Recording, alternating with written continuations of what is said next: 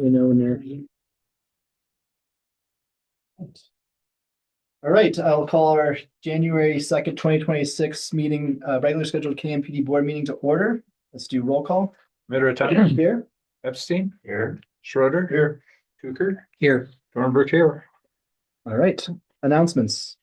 Yeah, I'd like to welcome everybody to the regularly scheduled KMPD board meeting for January 2nd, 2026. This of course is a in-person and a shared Zoom meeting. If you have a question, we would like you just to raise your hand up during the meeting. And that concludes the announcements. Okay. We'll move to agenda item number 4, corrections to the agenda or the consent calendar. None. Okay, hearing none. We'll move to section number 5. Comments from the audience. This is an opportunity for members of the public to address the board on any short non-agenda items that are within the subject matter jurisdiction of the district. No discussion or action can be taken on matters not listed on the agenda per the Brown Act. Question, if the public comment, if it's related to a particular agenda item, does it come now or later? We try to take it towards the agenda item if it's Yeah, related to a that's right. specific agenda item. Yeah. And we do have written comments for the next agenda item that are also we'll be talking about as well. Okay. Rick, do you see any hands up? No hands up. I don't see anyone here at the podium. Okay, we'll go to section number 6, written comments from the public. In the board packet, I know we did have one comment from Larry Parker, and then we did receive a couple of emails as well. And we wanted to have them in section 6. Bob, you want to talk about that real quick, why they're here, as opposed to with the agenda item later? I'm happy to do it in either place. Okay,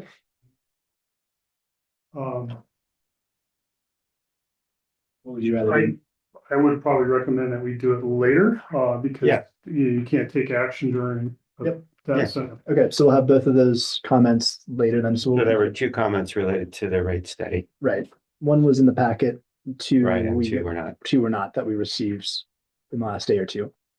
Correct, Yeah. and one was not especially they didn't indicate they'd like to include it in the packet, but they did send the comments to the all To the board board members. members. Yep. For those who wanted to see the comments that didn't make it to the board packet, we do have them available from a Mr. Trevor Petach. So we do have those available. Okay. Okay. All right, then let's go to, so that's comments from the audience. Anything that's 6 as well, let's say, I think we knocked out 6, 5 and 6. Yeah, no other hands were raised. All right, adoption of the consent calendar, number 7. We have 3 items here. I move adoption of the consent calendar. Okay, Bob, I'll second that. all in favor indicate with aye. I Any opposed? All right. Agenda item 8 is the items brought forward. There were none. So now we'll move to agenda item 9A, fire and emergency services. Rick, do you want to start us off on this? Yeah, as you know, the board approved to move forward with a special benefit assessment for the fire department. In the process of doing that, it was recommended that we had a fire forum to further inform the public on what this was all about. As you may know, on last Tuesday, the 30th, we had a meeting here at the district on Zoom and as in person, and essentially just kind of recap the historic methods, means, and actions of the board, as well as informing the community of what our needs are. And honestly, it's trying to fund the fire department to be able to provide a full-time 24/7 firefighter supplemented by volunteers, and to hopefully meet some of the objectives that we have, which is basically the challenges of personnel, staffing, and again, ensuring that we have responders come when you need them. During the fire forum, which was really successful, I thought we had a pretty good attendance. We covered KVFD challenges, the history of the fire department, different operations and models, and costs associated with those. There were some questions that have been previously asked about the fire department, our operations, our relationships with either the counties and others. And so we were able to, within about an hour and 20 minutes of that forum, kind of be able to tell the community about some of the challenges of, again, leadership, staffing, training, and financial. So Doug, you helped me present this meeting. Do you want to add more, a little bit about the fire forum or? No, I thought it was great. I think the format, I will just say, normally when we have this topic on the agenda, which we've had on the agenda for many times, I like to go through the timeline and history to make sure that anyone who's new to this can get caught up. Since we just did record it on Tuesday, I would say anyone listening today that isn't familiar with what we're talking about, to please check out the recording that was posted. So then that way you can hear the conversation that we had on Tuesday. There are lots of materials on this, but really, again, the objective of the meeting was to make sure everyone's ready for the ballot that should be coming out everyone should be receiving in January. And we'll talk about the timelines a little bit associated with that as well during this agenda item. But that was the objective. I think we covered everything. We got some really good questions, really good engagement. So appreciate everyone for taking the time to join. Yeah, and we also appreciate that our county supervisor, Terry Woodrow, was here along with the sheriff and the chief for Eastern Alpine County. That's right. So they were available for questioning. And then we had our engineer who did the benefit assessment report also attend and present as well. And we've invited a representative from them to attend the meeting today. So if there's any further questions about the engineer report, the methodology, or the next steps, we hope to get them answered. Yep. Yeah, it is here too.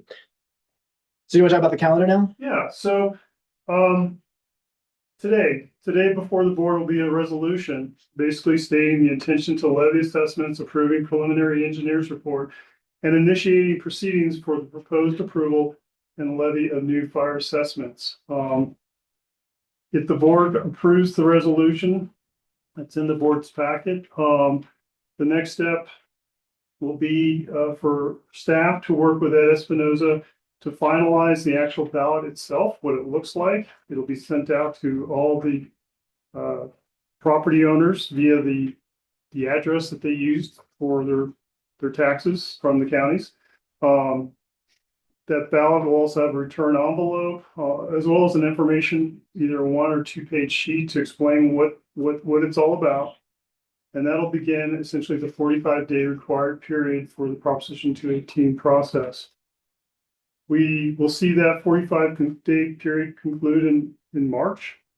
The date to be determined, depending on when the ballot goes out. But ultimately, there will be a public hearing on April 3rd, possibly at 1 p.m. unless the board would like to make a change today, for the votes to be tabulated and basically the decision whether they want to move forward with changing the current assessment. So quite simply, that is essentially the timeline.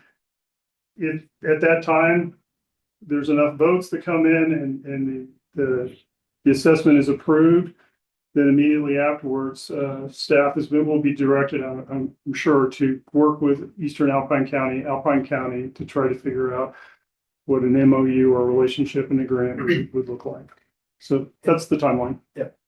And just if you want to scroll down so that you're sharing that Sorry. the summary for that too. In terms of the timeline, I think we had some questions at this, and I see Ed's on the line. And Ed, can clarify this if I'm incorrect on this, is that the 45-day window is the minimum window in which the election needs to be open. And therefore, if they're sent in January or early February, by having on April 3rd, the votes can be collected until the end of that public hearing on the April 3rd. So it is at least 45 days, and we will have more than 45 days by sending it in January to have it available for that April hearing. That was my understanding. Ed's got his hand up. Rick, if you want to allow him to speak. Oh, sorry, Ed. There you go. Can I unmute yourself, Ed? I think I'm unmuted. Can everybody hear me? Yep. We can hear you. Yeah, we can hear you. All right. Good afternoon, everybody. So yes, that's correct, board member. So per Prop 218, the ballots must be mailed a minimum of 45 days prior to the public hearing, which is scheduled on April 3rd. But the property owners can submit, withdraw, or change their ballot up through the end of the public input portion of the public hearing on April 3rd. And so, as you mentioned earlier, as of right now, we're anticipating the ballots to go out by the end of January. But the firm deadline for the 45 days, I believe, is February 17th. So, but we're anticipating the notices and ballots going out by the end of January, but early February at the latest. I think one other thing that I remember, Ed, that you said during the meeting on Tuesday that I think we've had questions around in the past that was useful to hear was I had reminded the community that this allocation of the 355,000 and change dollars that are up for proposal, that's increases by CPI every year. However, our allocation can be less than that. So if we're ramping up and things like that, but I think I heard you say, and correct me if I misheard you, was that regardless of the amount that we were to allocate from the process, so if we did $100,000 in the first year, for example, to collect, or second year or whatever, the maximum goes up by the CPI regardless of the amount that we allocate up to or below the cap. Is that correct? That's correct. What property owners are being asked to vote on with these notices and ballots going out is the maximum assessment that increases by CPI every year, the applicable CPI published by the Bureau of Labor Statistics. But that is the maximum, meaning for any given fiscal year, whether it be this upcoming fiscal year, 5 years from now, 10 years from now, the board can elect to levy assessments below whatever that applicable maximum is based on the budget, the pending budget for the year. The maximum always goes up by the maximum value, not by CPI. It's not CPI applied to what we levy in a year, correct? That's right. Yeah. The maximum is based on the amount, the assessment. The notices and ballots that go out that will go out at the end of January are in fiscal year 26, $27, meaning July 1st of 26. That's the effective date. And so that's the baseline rate of the maximum. And then that maximum rate will be increased every July by the applicable CPI. Great. Thanks. Okay. Are there any questions? I'm going to open to public comment here on any questions that we heard during the forum. Any questions on the forum? Anything on the timeline that we're seeing here? Any questions from anyone in the community? And then we'll go to board questions or comments. Okay. I don't see anything from the community. Board, do you have any questions or comments here? I do. Ed, the numbers that people are going to see on their printed ballots, will those be identical to the test that we did earlier this year? They should be. They should be. It's my understanding, and I believe the Rick and the board can clarify this, but the survey that went out was based on the database that was prepared based on the final roll. Yes, And it so was. the numbers, yeah, so It was the numbers exactly should- your numbers. Okay, yes, then yes, Then they haven't changed. they Okay, have so not changed. okay. That was my main question. Going forward, if any some properties were not assessed yet, or we didn't have them, so those would be dealt with at a later point and not added in now, I guess is my question. Got it. That's a great question. So what we're going to do is we're going to pull the records, the latest records on record with the counties, the three counties that apply to KMPUD. And so depending upon what those records show, it's possible that there may be perhaps a change in use code, or perhaps a parcel characteristic that is different from the time the survey went out. So in that case, a change in assessment probably would be reflected in the actual notice and ballot. But I would imagine that there's not much in the form of parcel changes or new parcels from the time the survey went out and when we go to notice and ballot. So I would imagine that it would be an anomaly for that to be the case. Well, there are at least a couple that I noticed, but my request would be that we don't recalculate everything, that we leave people's the same, and if there's some additional fees to be collected, that we not reduce everybody else by a fraction of a penny or something. You're saying, Bob, that you would prefer to use the exact roll that we did the survey with so that customers would see the exact same number that they saw in October, November, as opposed to, might be 2 cents, 3 cents difference. But I mean, who knows what it would look like, but assuming that it is increasing the number of square footage or whatever, that means that everyone's value would come down because the, total dollar amount hasn't changed, but the amount of square footage has changed. Is that what I'm saying? Yeah, that's what I'm saying. I believe there's 3 single-family houses that aren't recorded yet. Okay. And rather than sending them ballots with what their fee would be, it's fine, but going through and recalculating everybody else, I think would just create confusion. That's all. Got it. Okay, understood. And those 3 single family homes, is that very recent or because the reason I ask is it does take a while for the counties to Yeah, update their records. Usually it's months from the time a building permit's issued and it makes its way to the county assessor and Yeah, all that gets reflected. exactly. I believe there are 3 units that went into, that were occupied since the assessor's data that you have. So yeah, I think it's just catching up. I just wouldn't want to recompute everything for Okay, those 3 cases. understood. I can even give you the APNs. That would be great. If you could send us the APNs, that way we know exactly the Yeah. properties that you're referring to. That'd be great. But Okay. understood.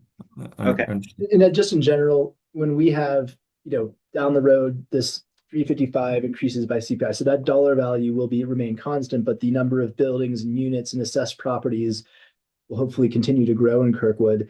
Is that an annual recalculation of that, or how does that work as we add new units? Like, what's the frequency at which that would potentially be done? That's a great question. It should be done annually, in theory. So usually assessments are placed on the property tax roll, and so because it's placed on the property tax bill, we have to do it. We have to because you can't place assessments on the property tax roll, and unless there's active APNs and things like that. In this case, the assessments will not be placed on the property tax bill, is my understanding, and That's right. therefore it's more so of an administrative thing.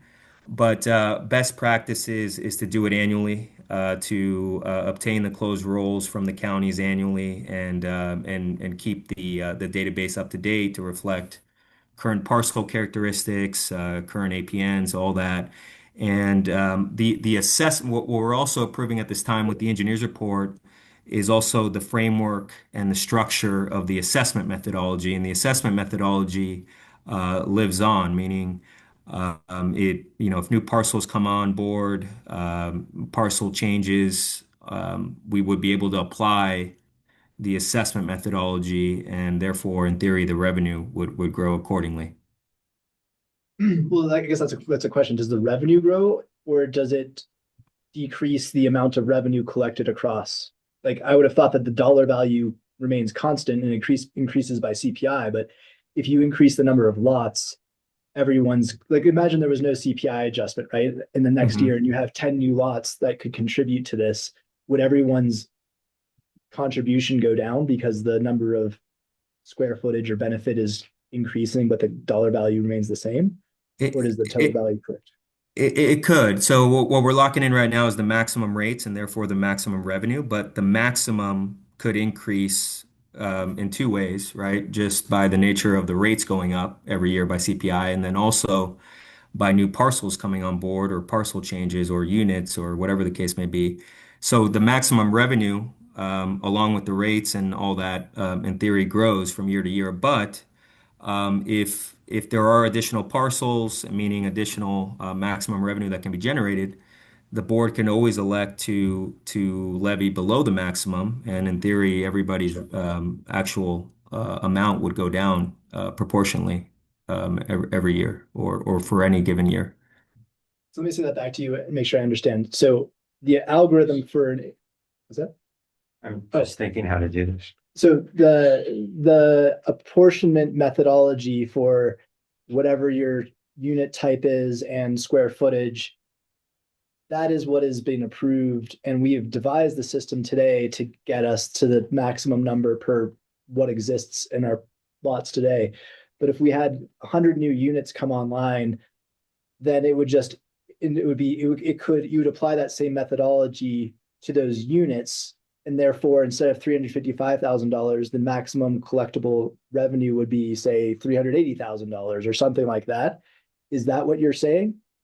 That is what I'm saying. Yes, and that's typical for any assessment because you're basing the methodology and the rates on best available data when the assessment is being established, and so that's what we've done. But the assessment methodology, and that's why it's conveyed as the maximum, right? The rates that are being approved today or in 2026 will be the maximum. But the framework of the assessment methodology is in place along with the rates, and therefore the maximum revenue can increase. But again, the board has discretion on levying below if appropriate. Ed, I'm just going to try this a different way, just to confirm. So on page 11 of the engineer's report, there's a dollar value per lot square foot, and there's a dollar value per EDU. Those values could change if we have new properties in Kirkwood. So the rates that I believe you're referring to, and I think we probably need to go down one more page. Page 12. Oh, it's page, sorry, yeah. Yeah, page 12. Yeah. So it's a great question. So these are the maximum rates that are being asked to be approved through these notices and ballots. And based on these maximum rates, the number of parcels, the number of units, the number of building square feet, lot area, all that we have in place today, the revenue that is anticipated to be generated is that 355,000. Right. So these maximum rates will increase every July, starting with July of 2027, by whatever the applicable CPI is per the Bureau of Labor and Statistics. Right. And in theory, that 355,000 will also increase accordingly, right? In addition to, and I think this was your board member's point, is that we could have additional residential units come online, perhaps additional square footage, building square footage. That the revenue generation through just additional units or parcel changes would also increase that maximum revenue of 355 above the CPI, right? So the maximum rates will increase every July, potentially due to parcel changes and additional units. The overall revenue could increase, but every year, what the board can and I believe will do is evaluate: do we need that maximum revenue, or should we levy an amount proportionally below whatever that maximum is? And you have the discretion to do that every year. So just because the maximum is, let's just say 400,000, you could levy the 355 if you'd like, and that's the amount the property owners would actually pay. So basically, the 355 is based off of today's developments. In the future, that dollar value goes up, and whatever that is. When you apply the table that's at the top of the screen there, those numbers don't change year over year. Well, I guess, sorry, they change by CPI, but you apply that to whatever square footage is on the roll for that year, and that gets you your maximum amount, essentially. You got it. That's exactly it. But right now, what the property owners are getting is they know that the ballot they get reflects their maximum, right? So, Correct. yeah. So, but that's exactly it. The way you described it is exactly it. Thank you. Okay, thanks. Any other questions? So for Communications Committee and the newsletter coming up shortly, the number one priority will be sort of, you can call it a get out the vote or get out your neighbor's vote. And I was not personally at the meeting this a couple nights ago, just on Zoom. Do any of us have commentary on what the buzz was around voter activation? Was there much chatter about? Maybe there was none, but did you get a sense over the holidays for whether we can expect an active vote? Well, a question was asked during the Q&A section about something similar, and I said, just as I've done for the last 12 months as board president, I email out, our large commercial partners and HOA president, reminding them of initiatives that are Yeah. like this that are going on, just like we did for Manganese and things like that. I'll continue to do that. And then the question was, what else, what else do you do? Is like, well, just I'll reach out to your community and make sure Right. that they understand this, refer them to the forum and if they don't understand things, or to come to Rick and I or info@KMPD if they have questions. And most important to me is that we have a well-informed public, and I hope people will vote whatever way they feel strongly about. But I just want people to vote and know that this is an important topic that we're trying to make a decision on. I heard people who needed the clarification around weighted votes and. Sure, yeah, we commercial covered and- that. We covered that as well. Right, I heard all that, but, okay, good. Okay. Enough said. All right. Any other questions from the board? Okay, so I think that's it for agenda item 9A, Rick. And now we need to do agenda item 9B, which is the resolution. So 9B is resolution, and question to Ed, is it customary for this 218, this is my first 218, leading the charge here, to actually read the entire resolution or just to summarize at the very top the resolution itself to be compliant? Typically, it's the resolution, the title, and along with the staff report. But I defer to your legal counsel if there's anything further that needs to be done. But typically, it's just the resolution is the title, if you will, just a synopsis of what's actually being adopted. Okay. And I think Rick, the key here is the board authorizing the notices and ballots to be mailed, and also setting the date, time, and location of the public hearing, and also final approval of the engineer's report. Those are really, I believe, the three key points here with the resolution. Okay. So I had before we read the resolution, I actually had a couple of comments on the text of the resolution that I wanted to make sure we clarified first. The first is that on number 4, on the therefore it be resolved, if you want to scroll down, Rick, there is a link to the engineer's report, and I just looked at the URL and it says October 8th, 2025. But yet in the engineer's report that's in the packet here, I think it's dated December 30th. So is that URL the correct URL that we should be putting into our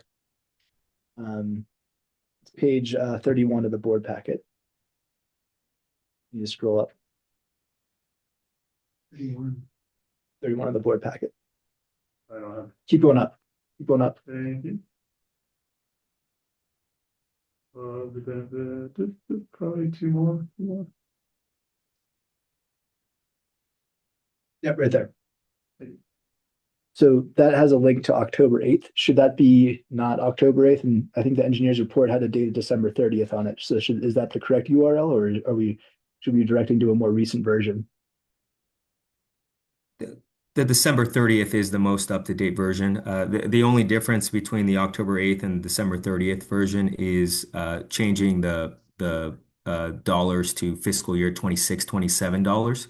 And the reason that was done is to ensure that the first CPI increase goes into effect on July 2027 versus July 2026. Because the engineer's report, the initial draft that was approved by the board was approved this past spring. And when it was approved this past spring, the intention was for the CPI to go into effect in 26, but because the proceedings got postponed a bit, it's now July 2027. So that's the only difference. That URL should get updated to say December 30th or something like that, Rick. Yes? Yep. We'll post that PDF there too. Yep. Okay, and then my second question and comment was on right below there, number 7. It says the public hearing would be at 2 p.m. on April 3rd, but that's our regular scheduled board meeting time. So were you anticipating, and I think it said 1 p.m. in the last table. So are you anticipating us doing a special meeting after this, or doing the hearing at 1 p.m.? Staff recommendation would be 1 p.m. Okay, so So we we'll should have to change that. as well. And then Ed, just to help me on the logistics, because this will be my first process of a 218. My understanding is that we'll have the public comment period, and then the voting closes at that period, as we mentioned earlier. and then we're going to literally tabulate the votes. Um, does that mean like we're gonna sit here and watch you open paper and we're gonna tabulate them on the screen, or like how is that logistically gonna work? And I guess how much time does that take so that we know how much if we have a regular scheduled meeting at 2 p.m., is 1 hour enough time, or do we need to do the public hearing earlier than 2 p.m. or 1 p.m. on the third? That's a great question. So the all the uh, ballots will have a barcode on them. And so we're going to be mailing out, I believe, about 1,000 or so notices and ballots. Typically, we see anywhere between 30 to 40% return rate on ballots. So, around 300 to 400 ballots we're anticipating to get back. 300 to 400 ballots. It takes our team usually about a couple hours I'd say conservatively, no more than half a day, 4 hours to tabulate. Just in case it's close, we will do a recount. So I would assume 4 hours just to be conservative. With that said, in terms of the logistics, the board will present the item. So there'll be a staff report. You'll open up the public hearing. Any property owner or interested person can come in and express their opinion or thoughts during that public testimony portion. The end of the public testimony portion is the official deadline for any property owner to submit, withdraw, or change their ballot. We will actually have replacement ballots on hand that day. So if a property owner, for whatever reason, comes in and says, I want to replace my ballot, we would be able to provide them with a replacement ballot, and they'd be able to turn it in. Then following when the board closes the public input portion, then you would be able to direct our team to begin the ballot tabulation. Per Prop 218, the ballot tabulation must be done in a public setting. So you can decide what that means, whether it's outside of board chambers or some sort of community center, whatever that is, and your preferences on that. But the ballot tabulation will be done in a public setting. Any person, any member of the community can come observe the ballot tabulation. And then in terms of declaring the results, what you could do is you could continue the item to the following board meeting and declare the results at the next board meeting, and that way you don't necessarily have to declare the results that same day. But it's up to you if you want to declare that same day or continue the item to the next board meeting and declare the results then. When we do these types of proceedings for an entire city, that's usually the case. Well, the results will be declared at the following city council meeting because it'll take a full day, sometimes two, to tabulate. So you can do that, but in this case, we can do it same day. It's just a matter of how long you're willing to wait for the results, if you will. Right. So if I say that back, we could have in the morning the public hearing, and then we close the public comment, and then you tabulate for a few hours, and then we come back at 2 p.m. for our regularly scheduled board meeting. If we started at 10 a.m. for the public hearing, that would be enough time to do this, is what you would anticipate. If we wanted to Yes, do it the same yes. day. Is that consistent? Yes, that's consistent.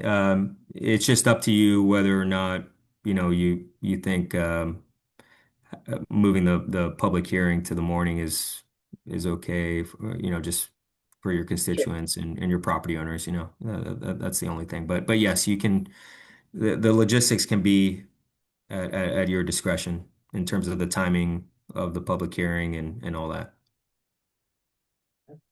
But I would say that if you are going to make the public hearing at a time that is not your typical time, that we should state it today and set it today, and that way it's clear as far as like the direction that's given And then it will also be reflected on the notices and ballots that go out, the date and the time, the official time of the public hearing.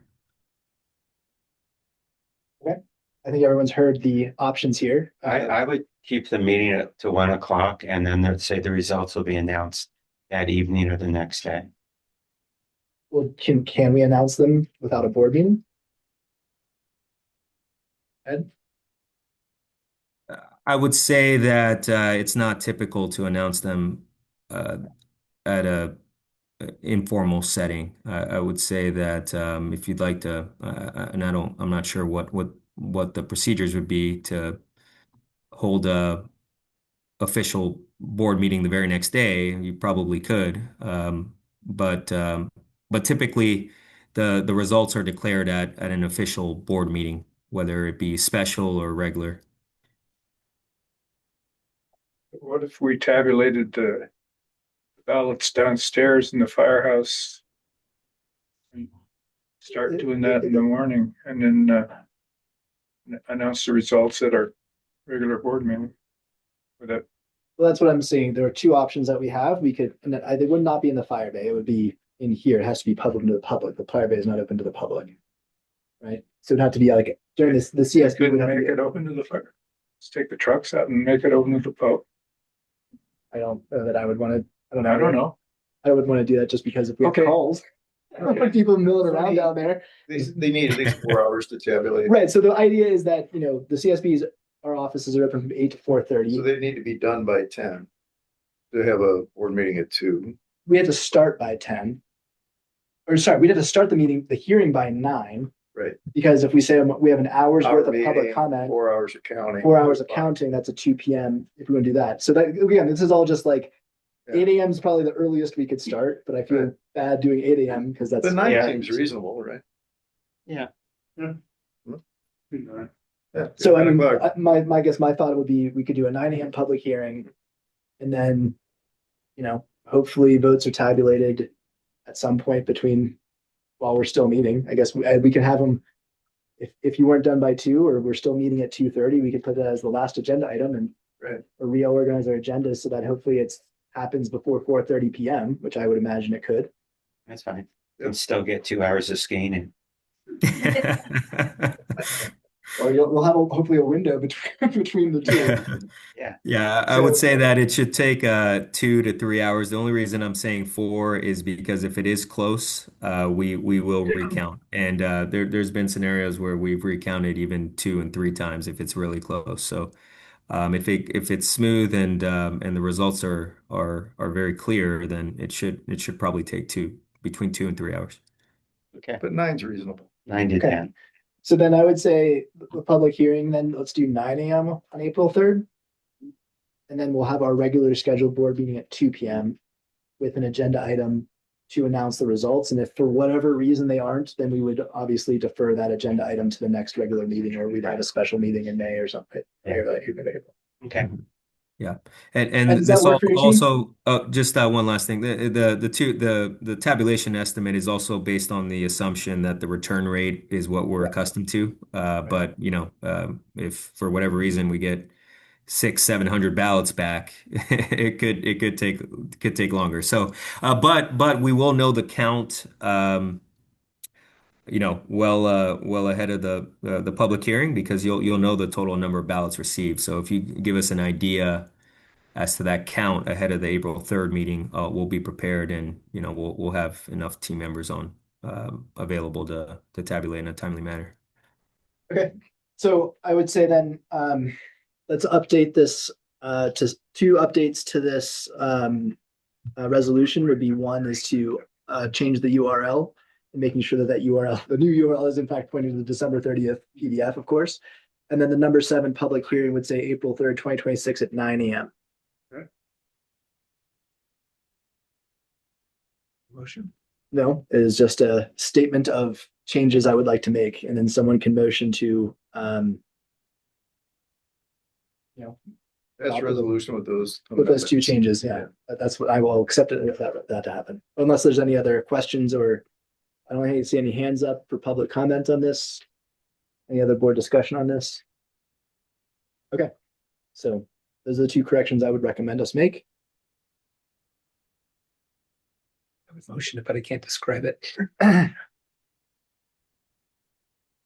It's a motion to approve resolution 26-01 with the suggested changes that we just agreed to. Second.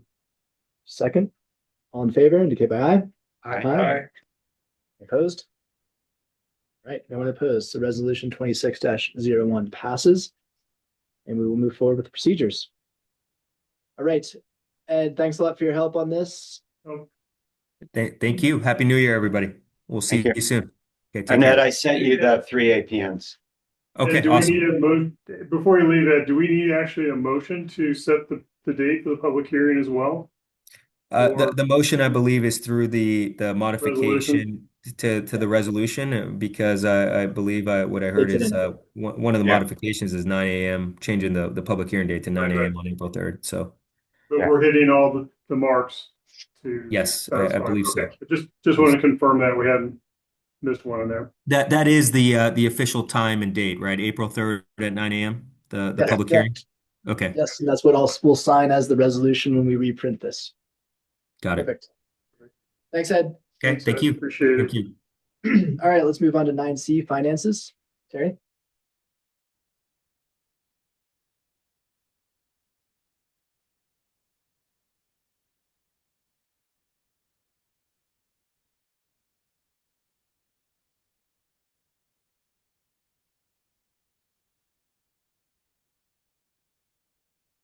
All right.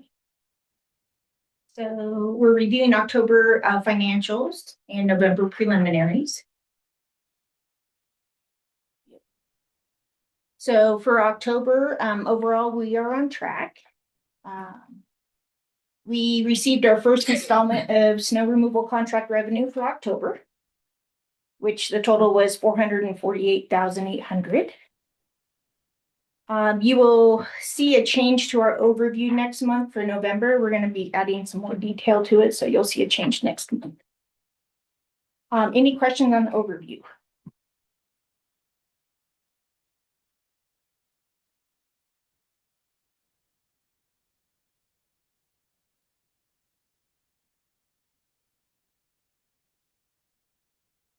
Moving down, balance sheet. Just a formality, Terry, these reports are identical to what we reviewed in Finance Committee. Yep. Thank you. Okay, the balance sheet, October's total operating is above budget. Capital reserve is below budget. We did have a September quarterly rest payment, so our reserve was slightly lower due to that. Any other questions on the balance sheet?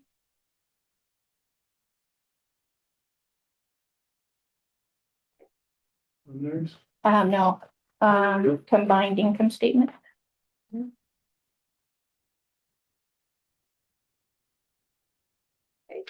Any questions on the combined income statement? You can see that our operations and maintenance, of course, we're still above budget due to the Loop Road project and fire hydrant replacements. That's going to carry throughout the year. Just one question on the commercial base rates being down 4%. What base rates I would expect to be typically pretty on budget? Correct. So of course, the budget is based on the 5-year average, which included the COVID year.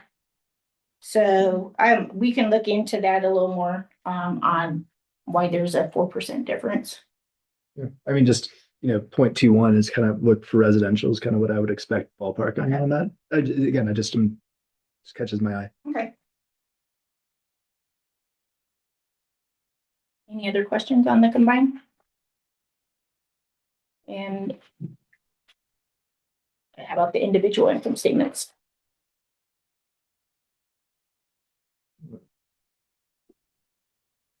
Okay. Moving on to preliminaries. Okay. Any questions on the November preliminary income statement?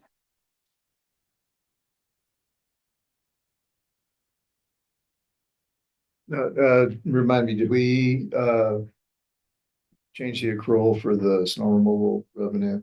It is on the income statement, yes, but not on the cash flow. Okay. Well, that's correct then. Yeah. It wouldn't be accrued on the Yeah. cash flow. If you're doing it, What? So no, it was corrected in October. Okay. do you want to just highlight for maybe anyone else, John, what you just said, what that was, just so everyone can understand? Well, Terry could, I think it was last month or so, the We're snow removal accrued the entire 440,000 in a month. And we want to accrue that across the period of delivering service. Thank you. Cash flow, Yeah, cash flow probably needs a little discussion. Cash flow used to be much more precarious at Kirkwood before the rate structures changed and did a better job of dealing with low revenue periods. So we don't dip as low in cash as we used to. So I think this was one where there was a lot of nail biting where cash might go down to $1 million or less in December in past years, but as the rate structures changed, we seem to stay pretty healthy above $3 million. But the report is a bit confusing, and we're going to do some work on it to, I'm just making it a little bigger for me to see. So we're going to make it a little easier to digest and a little bit more standard in format. This predates Terry and me and Chris and everyone. So we don't know where it came from. It does make sense. What it really is, if you don't know what it is it's basically a waterfall or a rolling balance, right? So if you start out the year, what gets loaded in there is how much cash we have, and then all our cash inflows and outflows planned for the year. And those could be either expense-based cash outflows, or they could be capital purchases. It can be revenue, cash flow inflows from income, all sorts of things, loan payments. And so it all foots really well. Then if you look at in the cash flow statement, there's a number of rows that are shaded. Those are updated on a monthly basis based on actuals. So you can look like the one that would be interesting would be like updated operating forecast. Well, 1.706 for November 25. That's what the actual cash balance is for operating. And then the cash flow inflows and outflows for the months after that are applied to that balance. Does that make sense? So it's basically just a rolling balance. But when you read it for the first time, sometimes it's kind of confusing to see. And then there was I'm concerned that capital expenses don't have any numbers in them. So that's probably right? We're going to be addressing that. Yeah, that's the most precarious thing. So there's one part of it, which is it can be easy to read. The other one is, I think we're missing our capital outflows.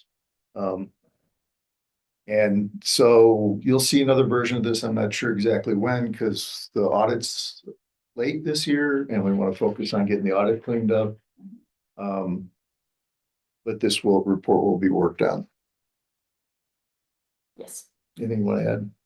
No, like I said, I mean, I know there's been a lot of discussion on just making things more clear and adding a little more detail. So you will see some change on the overview next November. And then as we get through audit, then we'll work on cash flow and get that reformatted.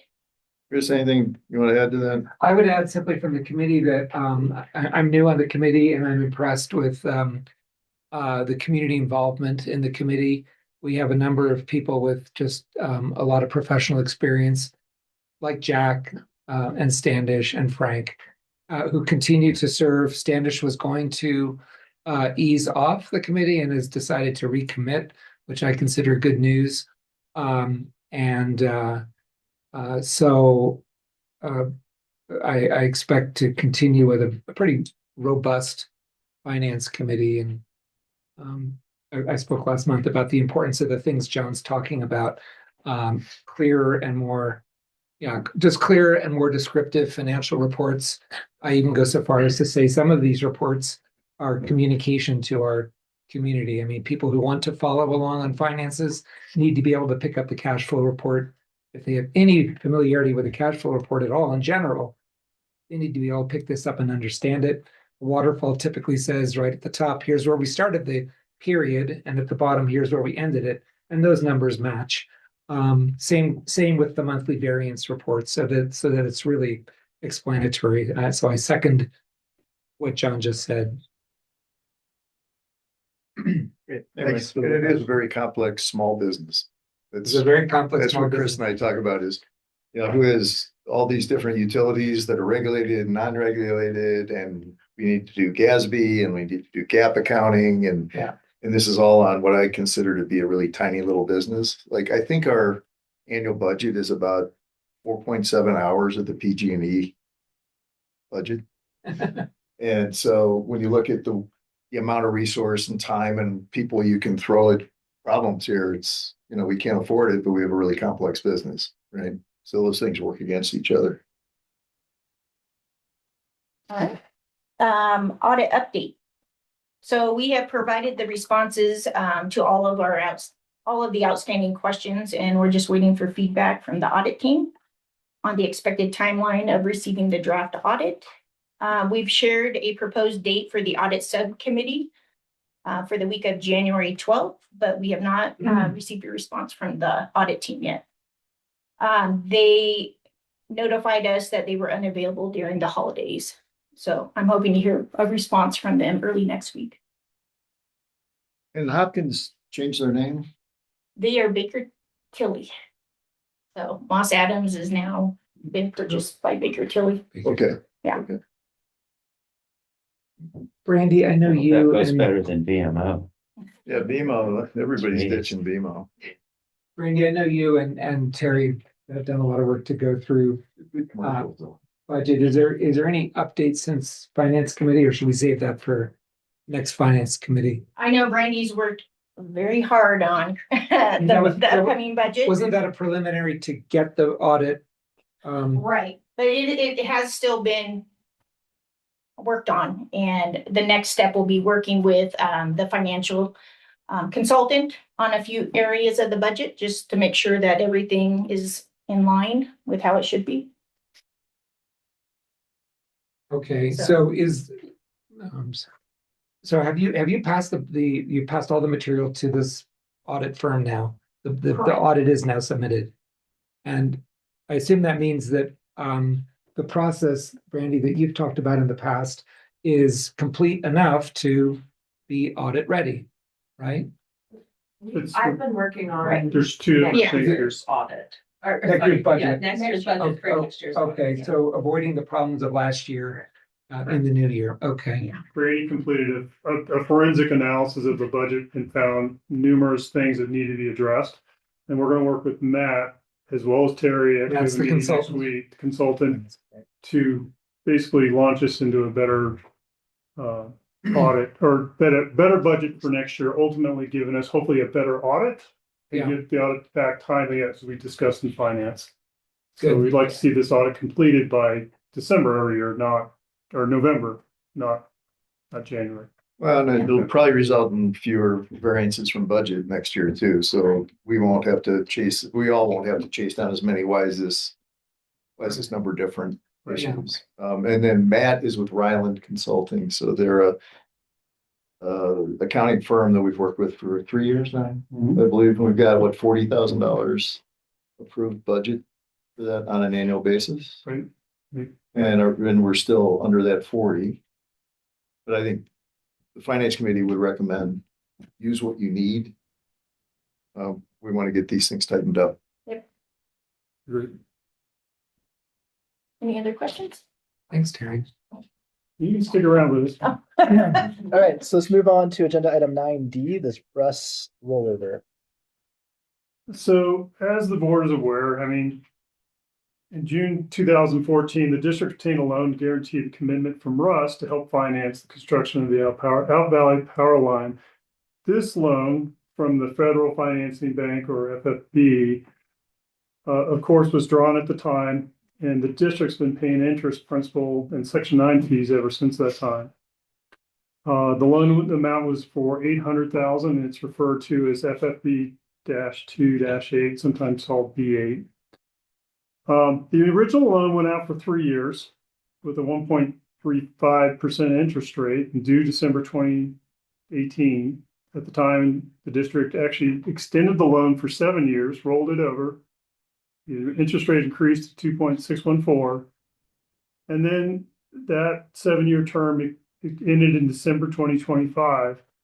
And even though it appeared that we possibly budgeted to pay off this loan, after having analysis with the budget as well as with the wastewater treatment plant loan not closing as expected, meaning that we hope to close this loan in April,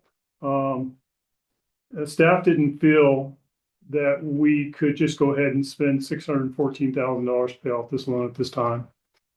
So the recommendation to the finance committee was to roll the loan over for 1 year at an interest rate of 3.457% interest with a new due date of 2026. That way we have enough time to ensure that the budget is correct, allow finance committee to thoroughly review this loan as well as the other loans.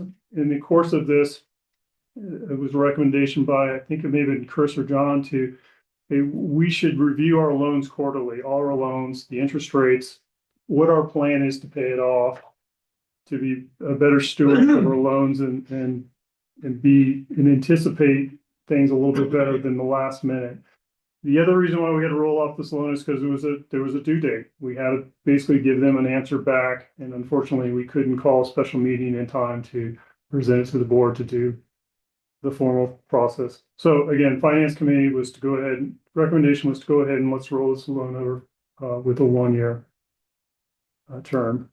And that's essentially my report. Terry, do you have anything else you want to add? No. Yeah, I mean, what we looked at is we were planning on paying that loan. It's in the cash outflows in the budget. But because of the government shutdown, converting the construction loan from BMO, which is about $6.5 million, to a USDA RUS loan is delayed. So that brings some uncertainty to our cash flows and our payments and things like that, and makes us feel more conservative. And then we did have the issue with the cash flow report where we're looking and saying, well, there's concern about, are we showing the cash flow accurately without the capital expenditures in there? So cash might actually be lower. So that made us feel even more conservative. Then you look at the interest rate, it's fairly low. So 1 year rollover just seemed like a prudent thing to do while we close out WWTT with BMO, the construction loan, and then get the cash flow statement, get through the audit, and we'll have a clearer picture to pay it off next year. I mean, ultimately, I think this is the right decision, but I do want us to have more foresight into these things so that, This was a scramble. yes, and that worries me. And so I don't like scrambling when you know for 11 years what's going to happen here, or 7 years, what's going to happen here, 7 years that we knew this was going to happen. I don't think anyone would agree that that's going to have happened. So I appreciate finance and staff taking the lead on this to get more clarity on this. And I would happily, if finance needs it at the board level, having agenda items to review and discuss. I think that's fine to have agenda items to make sure that we're all talking about this prudently. Okay. Yep. Okay. Thank you. All right. Thanks, Terry. Let's move on to agenda item 9E. This is the electric rate study update. So Rick, I think you're going to take the lead on this. Yeah, so as you're aware, the board created a temporary advisory committee, which has met on a couple of occasions to discuss the next electric rate. That, along with public comment from Trevor Petach, which I have here. I know that Trevor sent this to the board, but I have his comments here if anybody would like one. And perhaps, Pass them around. yeah, sure. Here we go. Pass it down. So those comments, along with Howard Hoffman, who submitted some comments, who in an email essentially saying he chat GPT'd to build resorts and looked at what utility companies they had for several different resorts, and ultimately all the resorts that Vail owns and operates are using an on-demand way of calculating electric rates. And then, as you saw in the board packet, the public comments from Larry Parker as well. So collectively, taking those comments along with some of the objectives from some of the meetings that we had, looking at, what the operational fixes were from the existing, what the problems were with our existing rate study now. And as you've seen in Trevor's report, he really did a nice job summarizing some of the issues that we have, as well as, what we could do moving forward and different ways of doing it. So, and then finally, as you saw in the board packet, there's a timetable that we're trying to prepare for. Again, seeking additional comments. In the February board meeting, we want to present an expense and revenue model for the board. In March, again, present options, proposed changes from the February meeting, and then ultimately shoot for an April public hearing to discuss it with the community. Possibly, in May, approve these rates, the new rates, and in July they would take effect. So in summary, it's just kind of a snapshot of where we are and what we're working on. Can you scroll to page 69 of the board Sure. packet, please? Thank you. That I can do. Thank you. I'll just type in 69 right there and you'll. Yep.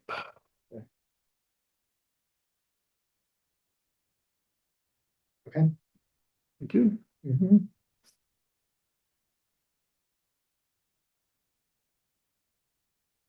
With that, I open up to any discussions or comments. I know Trevor's here in the audience today, if he'd like to make some comments as well.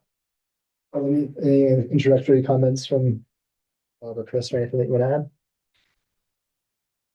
I'll later. All right, we'll open up to public comment. I know, Trevor, we have your document here. I don't know if you have anything else to add. Any other hands up? I don't see any hands up. Can I just speak for what, Come up to- minute or so? Yeah, podium, please. Feel free to move that comfortable. I won't rehash the comments that I sent out. You all have them mostly for, I guess, Peter, Doug, and John. I've been having a lot of one-on-one with Chris and Bob, so I think they're pretty up to speed. But I think my thinking on electric rates is what you want in a rate is, at least in my eyes, something that's fair, meaning two customers that look the same, have the same bill. You want it to reflect your costs, namely, MPUD has a bunch of fixed costs related to the electrical system, so you need a bunch of revenue to be guaranteed independent of usage. Number three, you want it to be stable. I don't think it makes sense, and it's hard for people to plan if your rate is going up and down all the time every 5 years, or God forbid, every year. And then lastly, you want it to sort of align with the community goals. And the nebulous thing, but I think the most obvious one here is that electricity is clean and reliable, both from a climate and local perspective, whereas propane is less so. Less capacity on that system, leaves more CO2, whatever. And so to the extent possible, we want the rate structure of electricity to incentivize usage of electricity in relation to propane. So anyway, I think this current 3-year average usage AMU concept does quite well on stability. Nobody's bill changed a whole lot, and we had a dramatic change to the electrical system, so that was great. I think it also does well, sort of high level on the cost basis, right? You got a bunch of fixed revenue now from the customers through a base rate. And that's nice because most of the expenses are fixed for the actual system. I think where it missed was on fairness. As things evolve, properties change hands, people change their usage. It doesn't really matter how much power you used in 2017. Yeah, not really. We should probably be thinking about, what your peak demand is, what your total energy usage is, including the propane, which I know we can't count explicitly, but sort of in the back of our heads, maybe those are more fair ways to do things, which I think leads me at least to say we should do something that's based on property type and square footage. A simple formula. I think I sent one around as a proposal in the packet. I'm not wedded to that at all, but I think that would solve a lot of problems. It makes things eminently fair. There's no weird hysteresis about how you got to your current state. It's like you're a condo, 1,000 square feet, here's your base rate. It also keeps a large portion of the revenue fixed, which is great. And I think it would allow us to bring down usage rate, maybe overnight discount or something like this, to try to make the electric usage rate more competitive with the propane. Maybe it's easier from counting once it's all implemented, not have to track all these 3-year average usages and get questions from people like me, hey, why does my bill look the way it does? So anyway, I think that's sort of the summary of those comments, and I've been poking a little bit at the data that I have to see what the implications are. I think there's lots of subtlety that I'm happy to be involved with, and how do you get from where we are now to something like this? How do you make sure the finances work on a year-by-year basis? How do you avoid jerking people's rates up and down too much in the meantime? But I think my strong takeaway is this would be a great time to move away from the AMU as a way for setting base rates and move towards something that's simpler and fairer. Thanks, Trevor. And thanks for submitting all the information. Really appreciate it. Yeah. I see a hand up. Can you, go ahead, Howard? Yes, thank you. Howard Hoffman, 34101 Yarrow Place. And I think it's important that we not have something like square footage. That doesn't take into account actual demand. And we built a system for 10 megawatts, but we don't even have a system for 10 megawatts because of problems at the powerhouse. So we don't want to allow demand to grow uncontrollably. I did submit the information on demand charges that Vail Resorts pays at every other ski area that it operates. I didn't get all the data, but I got a sampling of 4 of their biggest ski resorts. And you can check every one of them if you want, and you'll find Vail Resorts is used to paying demand charges. Of course, what they're not used to is having electric rates as high as we have at Kirkwood. And so that is a bit of an issue. But I think that whatever method we come up with, demand actually should be taken into account, and particularly on the commercial side. Personally, I favor it commercial and residential. But we also want to figure out a way of encouraging more electrification. And so one proposal I had made in the past would be like having a 5% discount for homes that are all electric. And there may be some issues in implementing something like that. I'd even go for 10%. There's lots of good reasons for us to encourage electrification, and giving people a discount, or customers a discount, for going all electric makes a lot of sense. I am actually going to prepare an email and kind of summarize this and some other issues, but I do agree that the basic concept of having a large fraction of the revenue coming from fixed monthly charges definitely was a very good move that was made in the past, and we definitely want to continue that moving forward. Thank you. Thank you, Howard, and look forward to seeing your comments in the future. Thank you. Okay.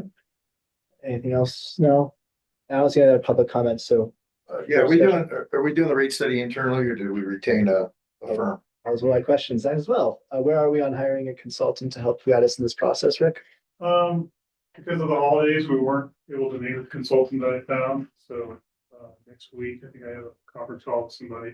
Eventually, we're going to do a lot of the work in-house and then have the consultant review our work, see if it's something that we want to move forward with. And when you say review our work, is this reviewing calculations that we're doing, or is this giving recommendations on what their professional opinion, rate structure should be, like demand charges, like, how to, because at the end of the day, a lot of this comes down to what's the best way to allocate this fixed cost, right? And so is that what they're going to advise on, or are they advising on checking math on allocations that we've come up with? Are they going to give us a recommendation on how to do this, or are they going to just be checking our work?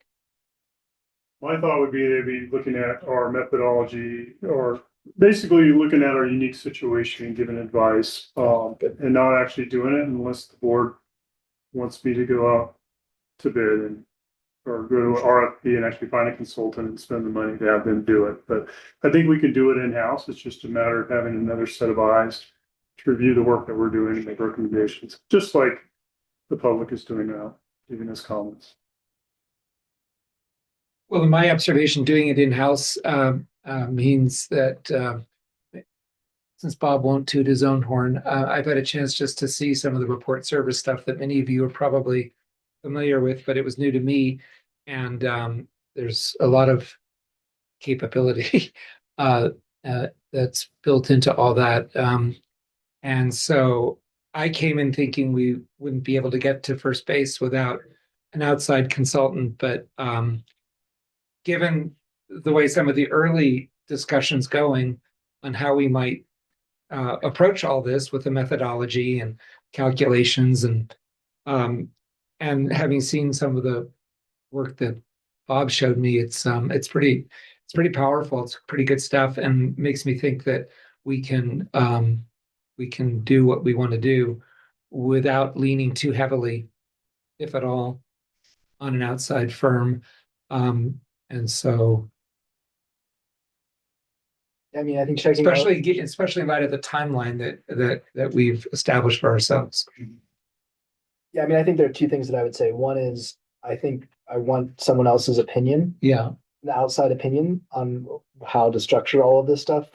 And I do want them to check our work because, as we've seen and just discussed in some of the finances, I want to make sure that we haven't created bugs and we don't have any situations. I want to make sure that we're checking our work. So they don't necessarily have to do all of the computations, but checking our methodologies on the computational side and the output, I think would be worth the money spent, because I want to make sure this is get done correctly and right. Point taken. There's another item that I'd like to get documentation on, which is when Mountain Utilities, this is all things I've heard and not been able to read in documentation, is if Mountain Utilities transferred ownership to PUD, there was some provision that the resort would pay a similar or equal or equivalent rate for electricity as residences. I don't know what the exact agreement was because I haven't seen that document. Then I heard that perhaps that was not carried forward or assigned as part of the purchase of the resort by Vail. I'd like to have clarity on that. Like, I would love to see the Mountain Utilities agreement to see what that provision actually was in the first place. And I'd like to see how that was assigned or not assigned to Vail and to PUD. And then if we need to bring in counsel to say, if it's not really extremely clear to us that we read it, I think counsel has to give us some opinion. There were two aspects to it. That was half. The other half was that they can only buy power from us. And they can't create their own subsystems or anything else. Okay, so there's a quid pro quo within that. I would caution you that the amount of legal resources available to us compared to Vail is substantial. I didn't mean a legal fight. I meant if we can't read the documents and see what they clearly say, because I have never seen it. Okay, well, then I'd want you can read somebody them. They seem clear. I talked with Standish, who was in the room. Okay. So can I get those? Yeah. That'd be my first request. And if they make sense, no, I'm not saying I want to pick a fight with Vail. I'm saying I want to understand what that we're standing on firm ground, right? I'm looking at it right now. Quick, is that from a previous public place that you're looking at it? I'm looking for the 2010 purchase agreement. It's paragraph 602B, and so it's all public I think information. It's not part of today's It's agenda, not on the but you're agenda, welcome to but look I at think we it. can share it and put it in a board packet or other materials. in the time. It's online. I also went back and read the original letter I wrote to Mike Peavy. Okay, Yeah, it is germane to the agenda topic, because if you start discussing demand charges and things like that, they apply to this type of an agreement. Agreed. I think for today's agenda item, we're trying to make sure that we're agreeing on a timetable, and then that we're gonna, like, conversation like that would be And- probably in the future. meeting. yeah, Is that what- and the objectives. Yeah. Yeah, I mean, I think for me, you listed here, which is an important one, is the public benefits charge in terms of how that can be used. I mean, obviously, there are lots of things that have been said that I agree with already, but I think the public benefits charge is something that I know we've grappled with for a long time, and how can we use that effectively? Because we do collect that. We've been collecting that for years. We have a few programs with the public for it. How can that be used, and can that be used, and should that be used in ways associated with this? I think we need to get some clarity on that. But I think overall, I think the challenges that we face, I think Trevor, you did a good job of highlighting some rate principles. Like Bond Bright had, 1960s or something, wrote a whole paper on rate principles, and you've touched on a lot of them, like fairness and cost coverage and cost alignment. And there's also efficiency and making sure that we're aligned, we're getting people to do what we want them, what we think they want to do, and it's not wasteful use of resources. So if we're encouraging people to not use electricity for 3 years, that's not efficient in my mind. When they could be using wood or propane as a backup, or installing generators, or whatever they think that they need to do. That's another rate making principle that I think that we are not currently aligned on, that I haven't seen exactly spelled out in that way, but I think that's important to me, is making sure that we're efficient with what our resources are, how those are being used. I want to thank Trevor for the work he's done.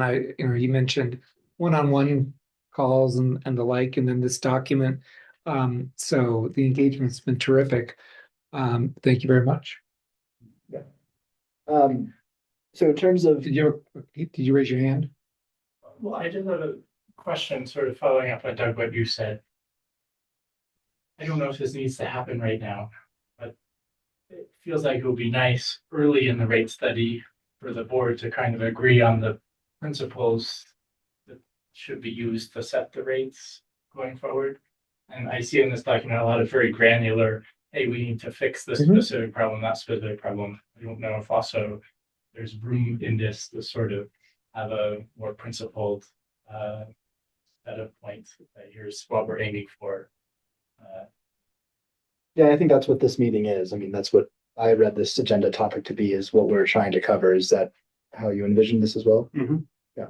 So I think for me, like efficiency and making sure that we're cost aligned, I think making sure that our fixed costs align with our fixed revenue, variable costs align with our variable revenue. I think fairness is certainly a principle. I think that is an incredibly subjective term in terms of what's fair. I think you probably gave a good definition of one, that to me, I think where I think we struggle the most right now is our rate it's complex, and a good rate, in my opinion, should be relatively straightforward to read and not have to go to 4 different ordinances and following up on things. So I'd like to see our, as easily as we can, because it adds communications, it adds weight for new owners, it adds surprises. We get a lot of comments of, hey, my rate just went up by this, changed this significant year over year because of something that they didn't understand. And I don't love that. So I think helping simplify things would be useful. So those are things that come to mind for me. Yeah. The fairness is, obviously it's subjective, but fairness is fairness.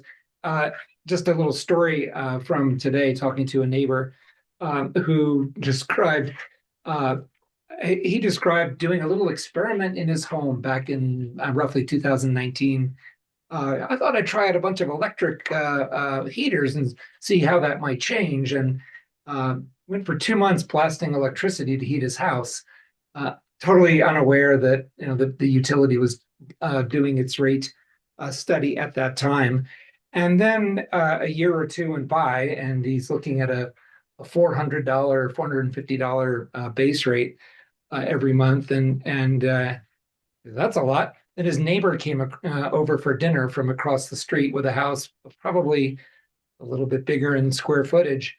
They compared notes, and he found out that that's the first time he actually took a look at the methodology and read the letters. I remember at the time, I wasn't on the board, but all this was communicated. Just not everybody reads the stuff.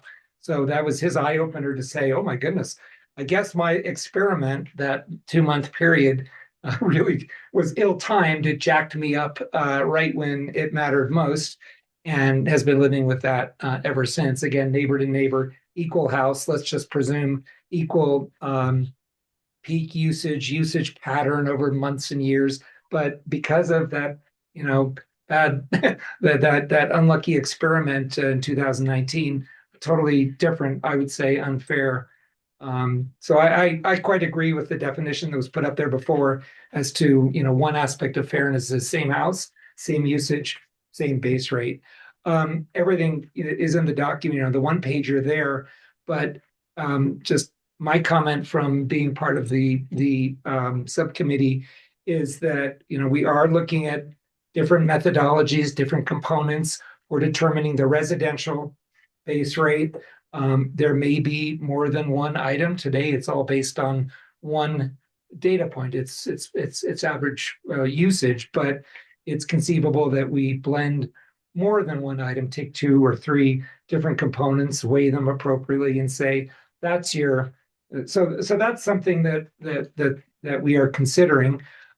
We're also looking at transition. Sometimes you say we are here, we want to get there, but just because of the disruption that will cause in too many people's bills, let's say, maybe we do it in steps. Maybe we put collars on the upside or the downside so that no one goes more up or down than X percent. So we certainly want to approach everything with, transition and feasibility in mind. And another important thing for feasibility is the complexity of billing. Like, it may not be that easy to change bills, too frequently. You get maybe one chance to, just from our operational point of view, and that's where Brandy always keeps us honest. So those are all things that kind of guide, some of the discussion that we're having thus far. Yeah, actually, this whole discussion also is why I get more comfort from having an outside consultant very involved with the rate study. Because, all these concepts change. I mean, I'm not an expert in rate studies, and rate structures, but yes, demand charges are prevalent in about 80% of public utilities that have commercial customers as a component, and not very prevalent where it's residential. On the other hand, time of day is another aspect that can be used. It doesn't make sense here because our biggest customer isn't going to be able to adjust their time of day. Then you look at behind the meter technologies that can change all those structures pretty quickly. So customers can change when they actually consume. So that's what I like, bringing that expertise into the process, because I don't personally have that depth in that field. And so I'd like to have that brought into PUD to help us. Well, hold on, sorry, just a couple of things, because I know there's another hand up here as well. But before we go on, are there any other comments on this, like in terms of principles and objectives from the board? Anything else that people want to touch on here? Okay. Well, I'm sorry, Bob, can I put you on the spot? Because what the things that John's talking about will take time. I can't see us doing what you very reasonably are asking for and keeping that timeline. I don't know how important that timeline is, though. So, Bob, do you have a point of view on this, getting Our current rates expire on June 30th. Yeah. It'd be nice to have rates on July 1st. Yeah, It's but I mean, relatively Yeah, straightforward. we just said we had to scramble over a really small item of rolling over a loan for 12 months, and we've known the rate structure would need to be done for 5 years, right? So. And yet we don't have a good lead as far as it, correct me if I'm wrong, we don't have a lead on an electric consultant that could help us with this. Yes, we do. Do we? Oh, okay. All right, we'll So- get them on board. So Bob, you agree we should push hard for an outside consultant? I think having an outside consultant would be very beneficial. Yes. Okay. So look, I think in terms of switching a little bit to timetable, I mean, my understanding was that the next step was to make sure, like, what are what are the costs that we need to cover given our variable versus fixed costs, right? That's part of the equation that we will compute. We don't That's do- the audit. Audit and budgeting, I guess I would say, Yeah. making sure that we're ready to know the dollar values that we need to collect in what proportions, and then it's an allocation, right? That's where the March meeting was looking at allocations, and then we have April for the, public hearing on this. Right. And then, so over that time period, I would expect that if we signed a contract with a consultant in January, we could have some conversations with them in February in advance of March, or even earlier.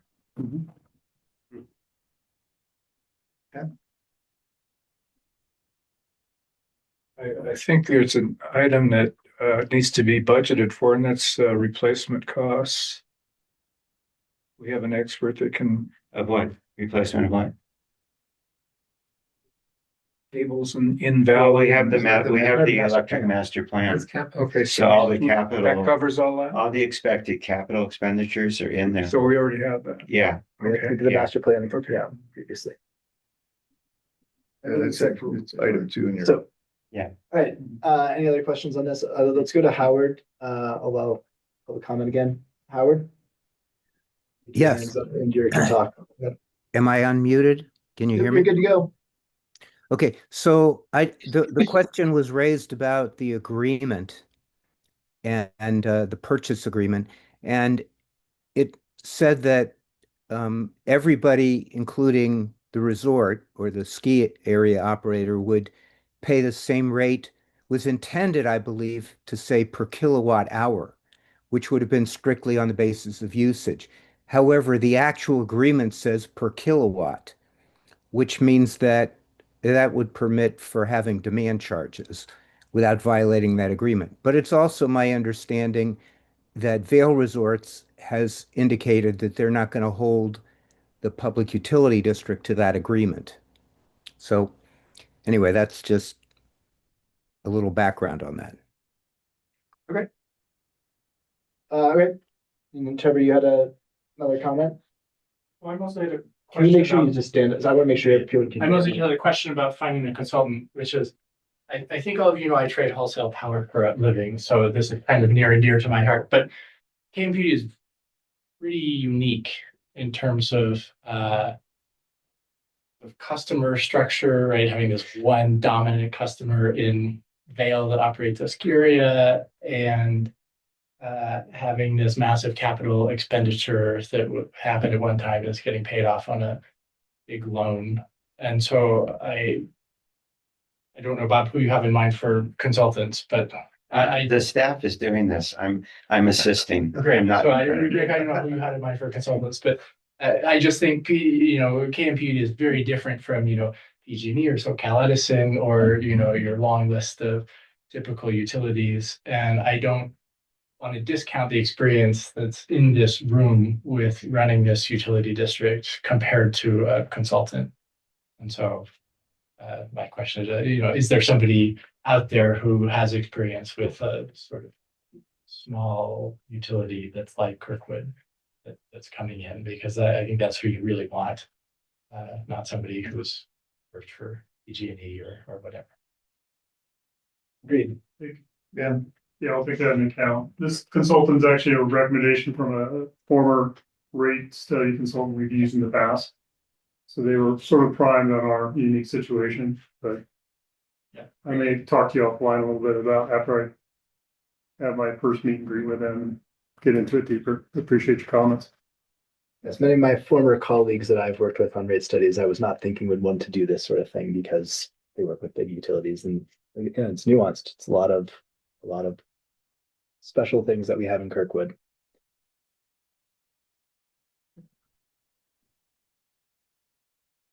All right. Anything else that we need to discuss on this topic now? I mean, I think if I had to summarize, go ahead. I was going to suggest a summary. Yep. So the next page, if you advance one, this is looking at the residential and commercial total electric sales on a fiscal year basis. And so the variability is all in weather, what the weather's like, or whether there's COVID in the case of the residential. So you might look at this and say there's a slight trend upward, but it's relatively flat. So that's the first point I want to make. The second is that about 2/3 of the customer's cost is in the fixed rate. There isn't a lot in the variable rate. When we started this project, we had two significant problems, and we have to meet our covenants with Russ. We have no choice, and they require that the actual revenue be greater than our expenses. You can't borrow money to meet their covenants or anything else. It has to actually be there. So when we started looking at making this change, we had a token contribution for fixed rate. 95% or more was all in the variable rate. We had two exposures. One is in a bad weather year, we ran the risk of not having revenue to meet it. And the second is at 70 cents a kilowatt hour, there was no solar project on Earth that wasn't incredibly ROI, like an ROI of 2 to 3 years. So when Brandy brought to us the idea that there was a major customer that was about to switch, we did the calculation. It would cost everybody else about a 3-cent increase in order to subsidize that one customer switching. So the first objective was really to get our fixed costs into a fixed rate. The second, and by doing that, then, if someone wanted to put in solar or not, it was up to them. It had no financial impact on us. They could do it or not. It's up to them. So, and then for any longstanding customer, they had an opportunity to increase electric usage. Any new customers were subject to weirdness. And we said, and as you can read in the special notice letter we sent to everybody, we're going to try to address the weirdness, but it was met with a very low new construction rate. That's now switched. So the obligation I see is to keep the fixed rate, bringing in the same amount of revenue proportionally, and making it so a new customer would find this a pleasurable place to do all electric. I think if we accomplish both of those, we'll be very happy. It means some people will see a huge decrease and some will see a huge increase that has to be buffered. And so having some ideas for that by March is a reasonable objective, but it starts with first knowing exactly how much revenue we need to cover the next 5 years. Because the mistake we made 5 years ago is we did that calculation last. And after getting everything worked out, we had to go back and say, and 8% more. So I think the order we're suggesting here is the proper order, and we'll have a number of ideas. We'll send everybody out what their old and new bills would be. Have a public hearing in April and get professional advice as we go. That's kind of how I see things playing out.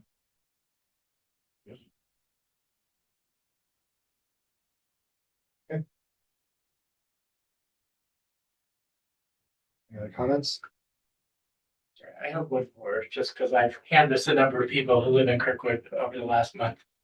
I can come up here again, which is one principle that I haven't heard yet from this board, but that comes up a lot when you talk to people who live here, is people who live here full time find their utility bills very expensive. And I think largely for water and wastewater, That's just the way it is. It's expensive to provide every gallon of water and treat every gallon of wastewater here.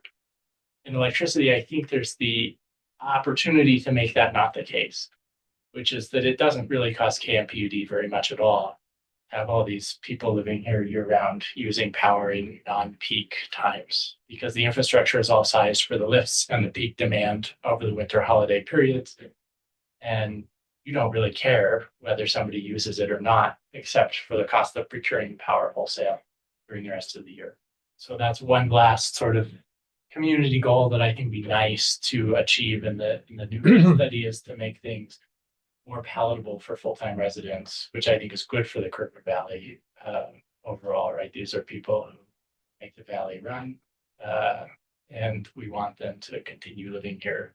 It'll be much harder to run Kirkwood if everybody is driving in from South Lake Tahoe, provide some sort of professional service here.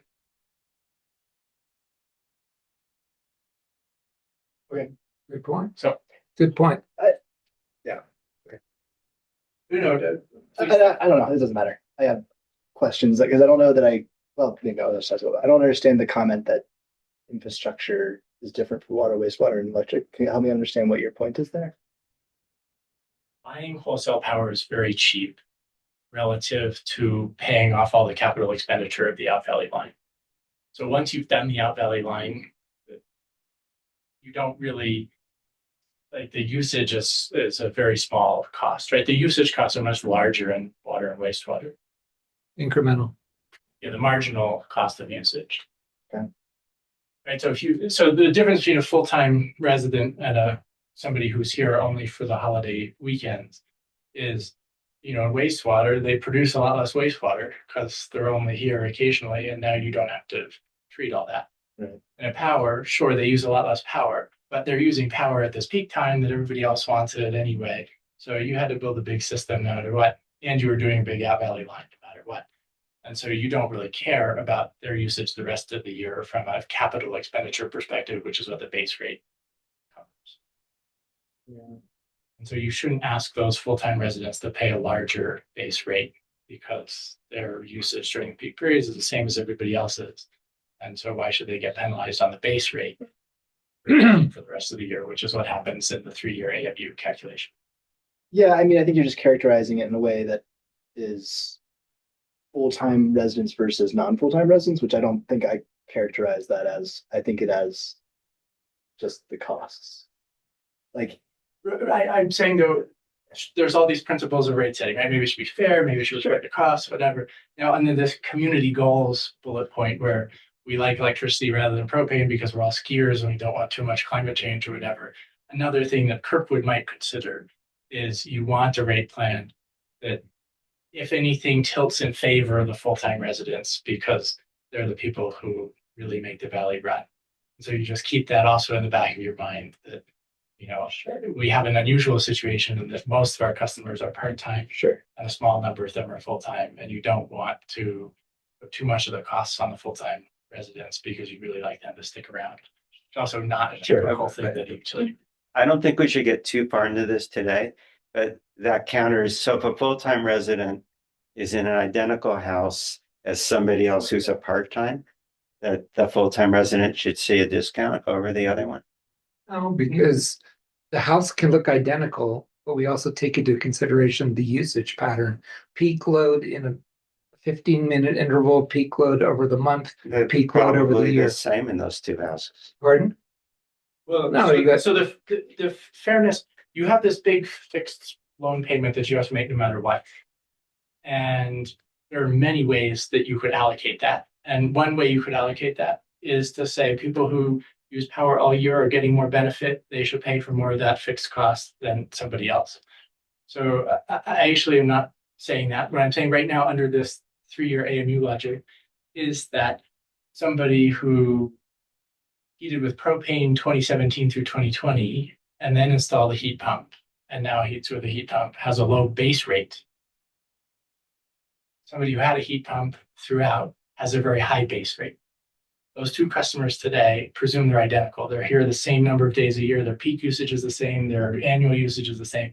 They have very different electricity bills just because of Sure. the exact time at which they installed the heat pump. So That's the that, way in which the current. So I rate is unfair. think I'm having a reaction a little bit similar to Doug's, is I kind of agree that there's the things that are identified in the document here, that the 3 or 8 AMU causes some unfairness, right? Yeah. I think I have a hard time when it's used to say, like, we're taking on a goal of making Kirkwood an attractive place to be a full-time resident community, because there's so many other things that would need to be done. Like, we need a grocery store, we need more places to employ people, we need medical care. So that's always played really hard here, and I'm empathetic to it, that it's like, that's wonderful if you want to live here full-time.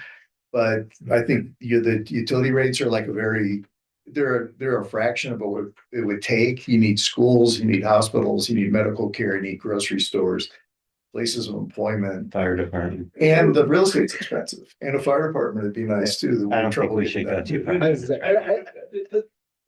make your My closing comment- comment, because I do want to move on, because I Yes, think we're sorry. going into the weeds into too much. Yeah. Yeah, but my comment is mostly that this big capital expense that you have to allocate somehow.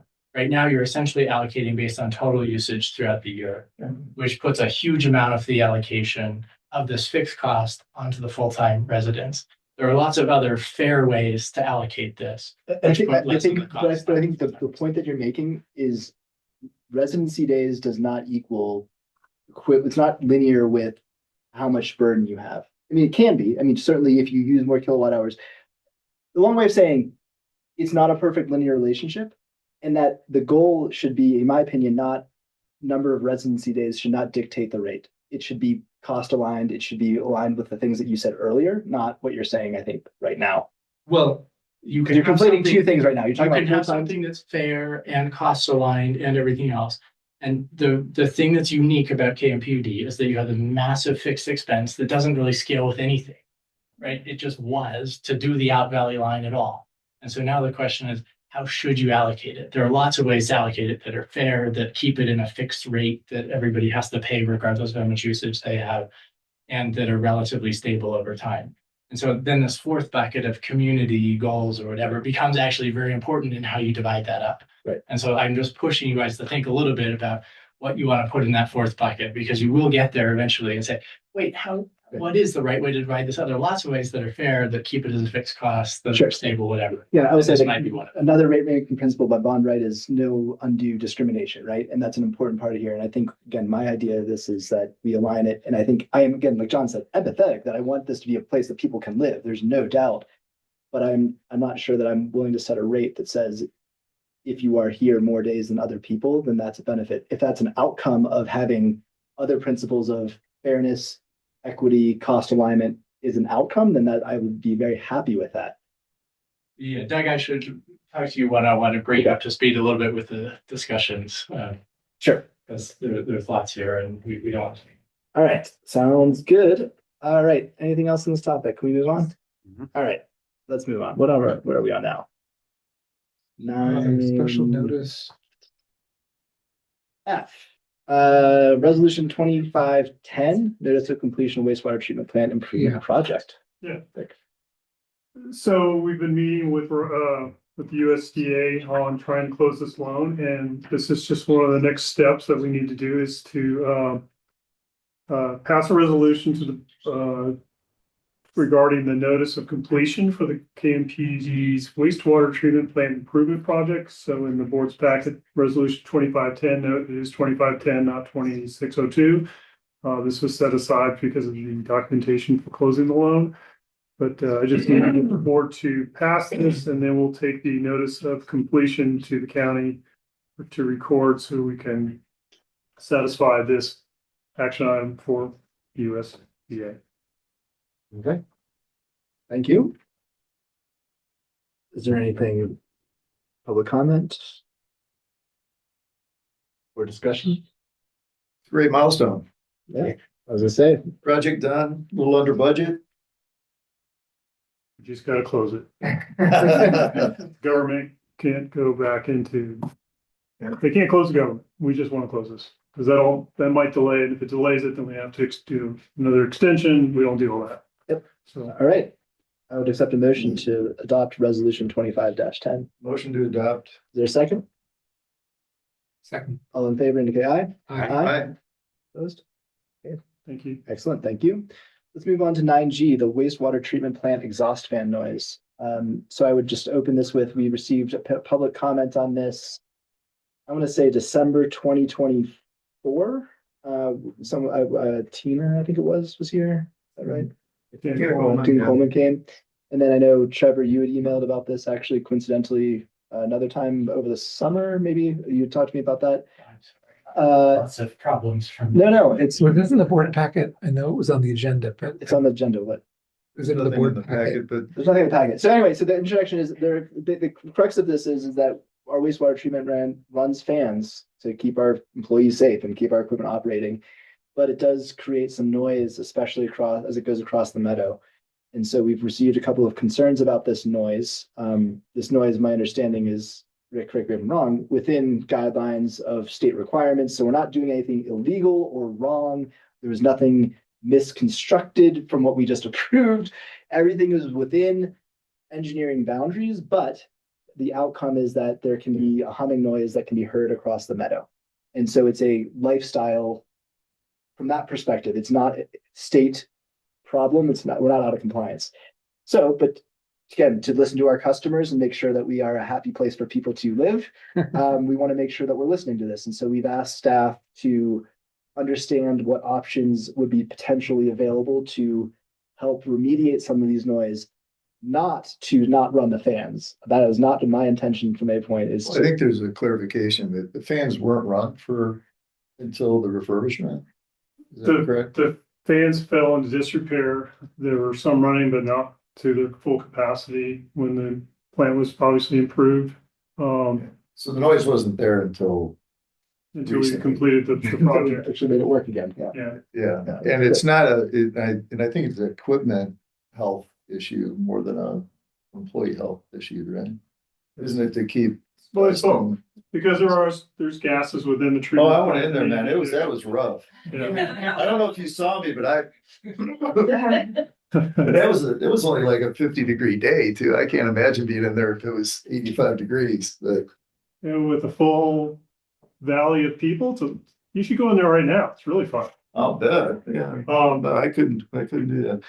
But anyway, but so they weren't run before. So it's, if you think about it, like Tina's lived there a long time and there was never any noise that she noticed, and now there is. And you and I walked over there and we went, wow, yeah, you can really hear it here. And it's kind of directional too. Like it doesn't broadcast to every home. Like I can't hear it from my house. But if you're in a certain area over there, you can hear it pretty noticeably, right? So staff has gone back to the construction company, the product engineer to find out, is there something wrong with the fans? Were they undersized or they oversized? And so we really haven't found anything there. The next step is to go back and say, okay, is there something we can do to modify, change the sound, redirect the sound, muffle the sound? And so that's currently what staff's doing. Now with the holidays, we really haven't had too much traction from anybody, but it's going to be still on our action item thing to do is to try to figure out a way to, I guess, quieting the sound, even though we're within the county ordinance for sound and decibels. We still want to try to see what we can do to reduce the sound. And we'll certainly work through EOP, the Engineering Operations Planning Committee, to come up with some solutions or ideas. But we just want to let the community know that we are aware of this. We appreciate the community bringing this to our attention, and that we're going to do what we can to try to hopefully quiet things down a little bit. Could I ask for clarification? Did we buy new fans or simply reconfigure older fans? Replace the old fans with the same similar style. Okay, so new fans as part of the refurbishment. Okay.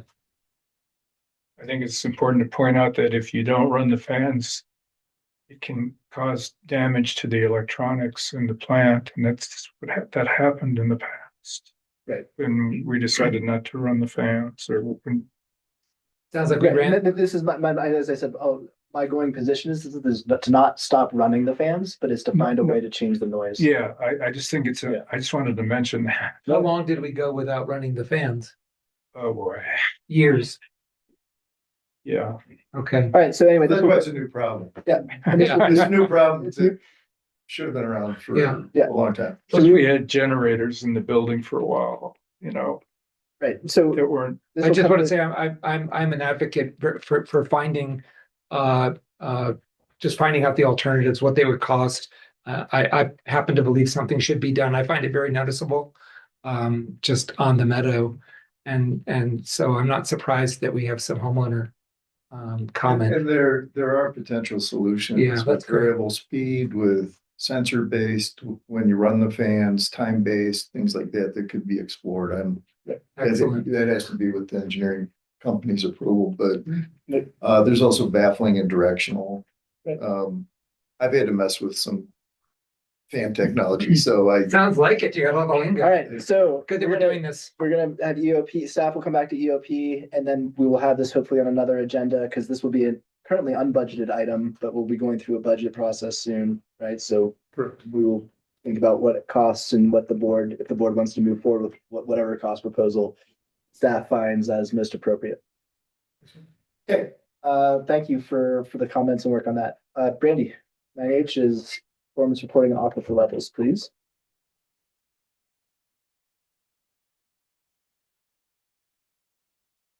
All right, I'll keep this short. The discussion at last meeting, there was a lot of discussion about cost of losses and how we should focus on that. That was discussed in the EOP. It is something that staff's going to be working on at the direction of EOP. So just know that we heard you, we're aware, and we're going to work on that project. If we take a look at this month, November, we ended up at 16% unidentified loss in electric. We did start to see the effects of winter prep operation. There was not a lot of snowmaking this year due to the temperatures. So November and December, you will see running at or below budget as far as how many kilowatt hours we sold because of the temperature in the resort operations. Looking over at propane next, we are at 23% unmetered propane for the month of November. And I will say that staff has noted that the months of August through November have continued to show a positive loss in propane. This is unusual. We are looking into why this may be as far as billing goes. This is not a concern that we have an unknown leak out in the field somewhere. But to see 4 months in a row of a double-digit positive loss in propane is unusual. So Why do you have not an operational concern? Just because there's no smelling, or like nothing is blown up. And no one has reported a leak. We aren't seeing drastic changes in our tank levels or anything that would indicate a problem. And if you take a look over here at the most right column, budgeted metered versus actual metered, it looks low. It looks like we have an issue that falls under a billing issue.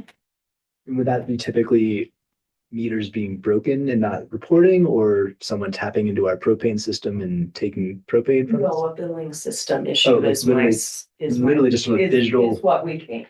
Gotcha. No, there has not been any major change in propane meters.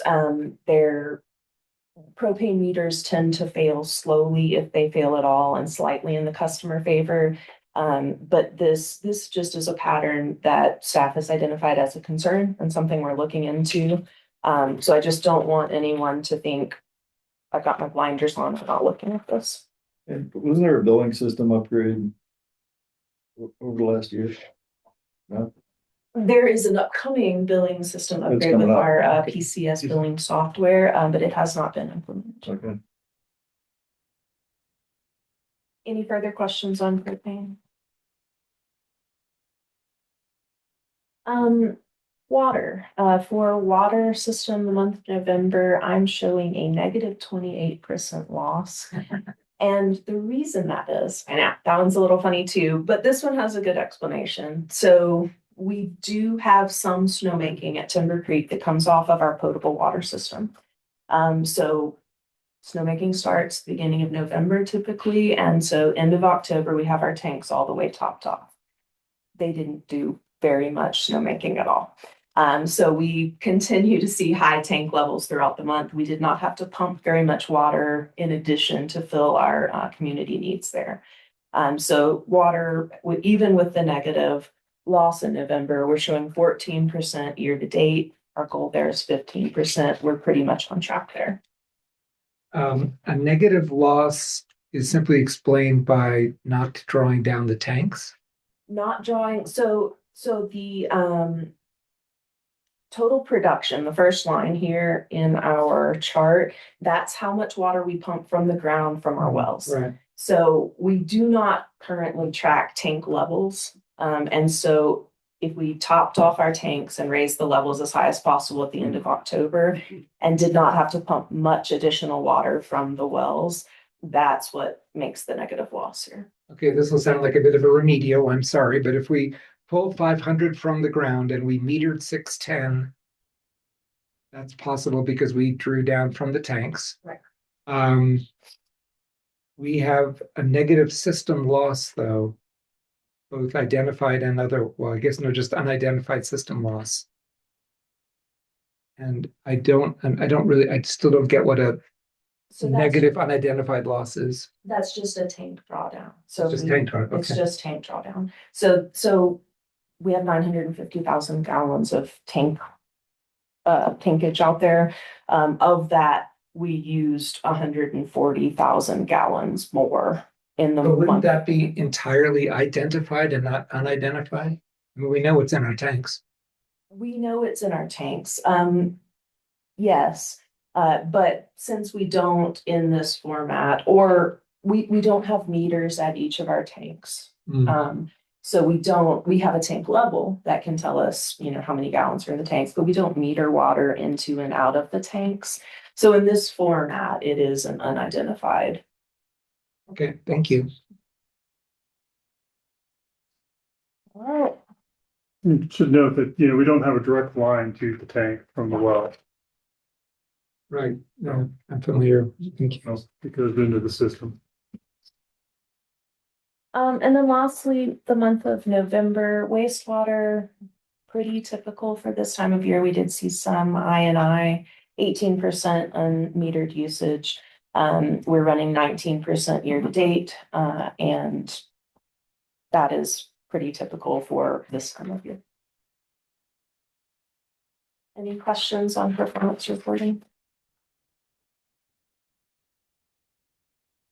Okay, I don't see any hands up. Any other questions, board? Okay, thank you, Brandy. All right, let's move on to agenda item 9I, General Manager Goals and Objectives. Rick, if you could go to page 80 of the packet, please. Got it. Maybe I'll kick this one off, I guess, a little bit, Rick.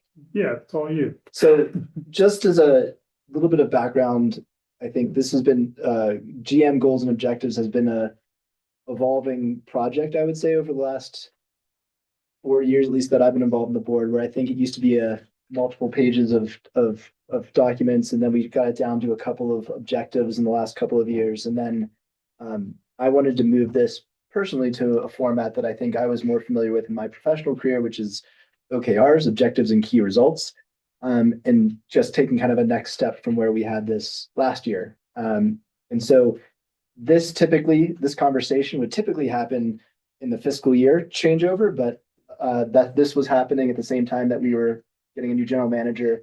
And so that's why we're having this conversation now, as opposed to, but I wanted to give Rick a couple of months to get settled in before we started talking about all of this stuff.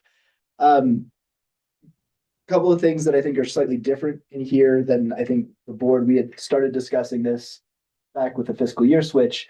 A couple of things that I've added in here, when John has helped with this from personnel, is just the second row here on timely and accurate billing statements to his customers and correct information for public consumption. That was something that was, just given the conversations that we're hearing on today, even, that I want to make sure that we're billing correctly. And we'll have a conversation in a couple of minutes about billing correctly that will come up, that I think we want to tighten this up and making sure that everything that our customers are seeing are as frequent as possible, and making this a stated goal and objective for a general manager. Hopefully that makes that a priority for everyone in the KMPD staff. And I think we've seen a couple instances where this can be improved, and I want to make sure that happens.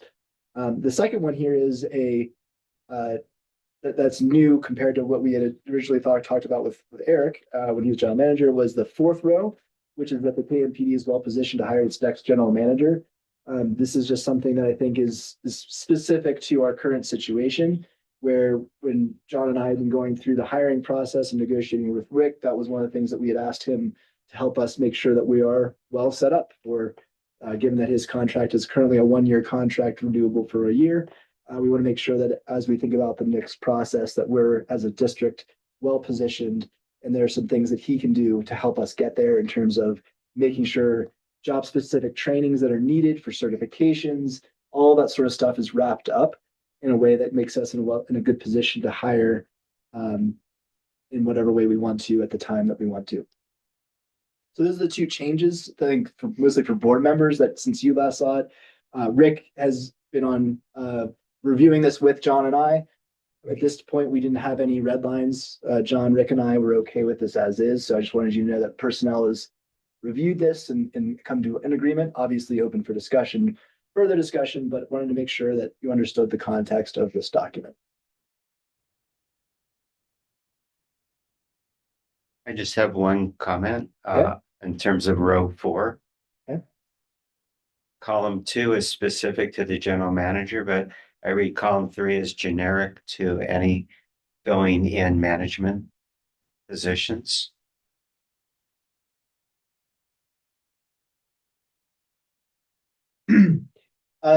I would say that as my understanding of some of the blockers that we have to hire a general manager is making sure the positions that we have on staff can service their roles. So is there a better way of stating that you could suggest? It also might limit the ability to promote from within. Right? Mhm. Not having. Yeah, not having Not having certifications this. is, yes, correct. Sorry. That's what. And so that was the intent of this, is to make Mhm. sure that we have all certifications that we have at all levels, to make sure that we can have internal hires, as an option. We can still consider external candidates as well, of course, but that was the intent of this, is to make sure the district's well positioned. Does that make sense? Mhm. Right. Question on the first item, where it says operate at or below budget, else the percentage points over budget reduces score by that statement. This is net income, or what's the line item that we're tracking there? And if we're off by 5%, is that truly a 5% loss in the overall point system? That's a good question. I don't know if you have a suggestion on which line item we should use. I don't think we got into that level of detail, Okay, but you don't have to answer it now. But that is the intention, right? Is that, again, this is out of 100% of a bonus, which I think is currently structured at $5,000 total in terms of the compensation. That would mean that the total maximum would go down 5% of. You get 95% of 5,000 if in your example. We're doing net income. Net income. Net income is the answer to your question, I assume. Yeah, I think so, but makes sense. Yeah. that's the idea. I tried to structure this with relative to the 100% of the bonus. These all things Got it. are things that would get reduced out of that in those terms. Thank you. It's great to have it on one page. Thank you for doing that. Sure.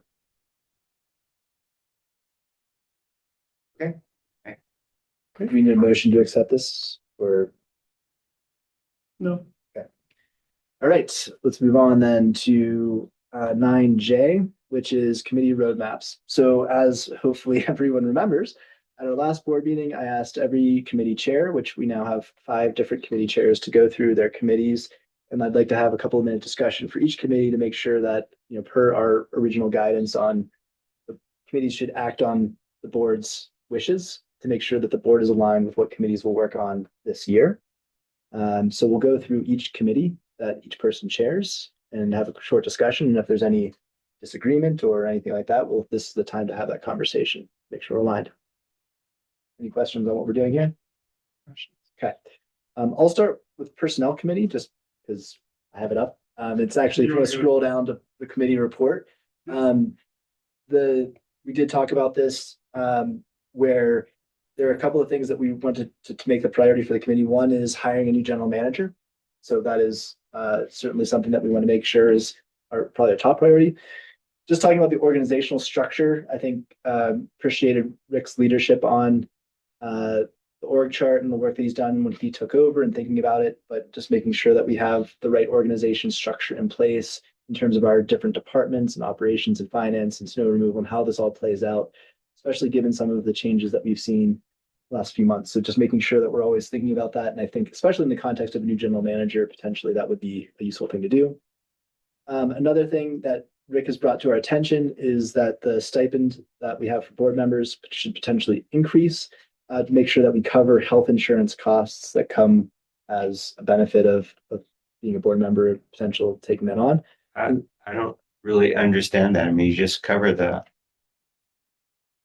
what isn't covered currently? If you're a board member with a dependent, the actual board pay now does not cover the cost of the insurance to cover you and the dependent. Dependents? No. I don't know if it should. Well, it used to. It Right. used to, historically, the cost has slowly increased. It's not a lot, it's a Yeah. little bit. And so that's what it was brought to my attention that possibly we should slightly increase the board member pay slightly to offset the benefit like we would any other employee. You're talking about the $400 monthly stipend, which might go up because healthcare coverage for family is not as well covered as it was. Is that what you're saying? Because the health coverage for families has increased. The out-of-pocket cost. $400 does not cover. Yeah.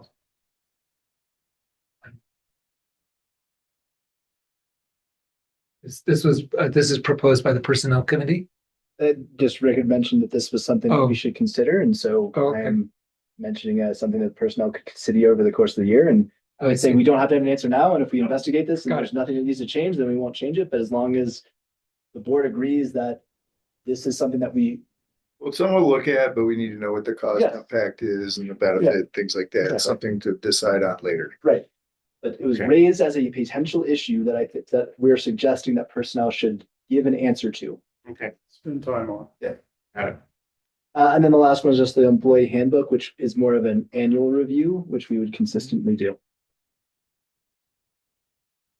Okay, does that sound good for personnel?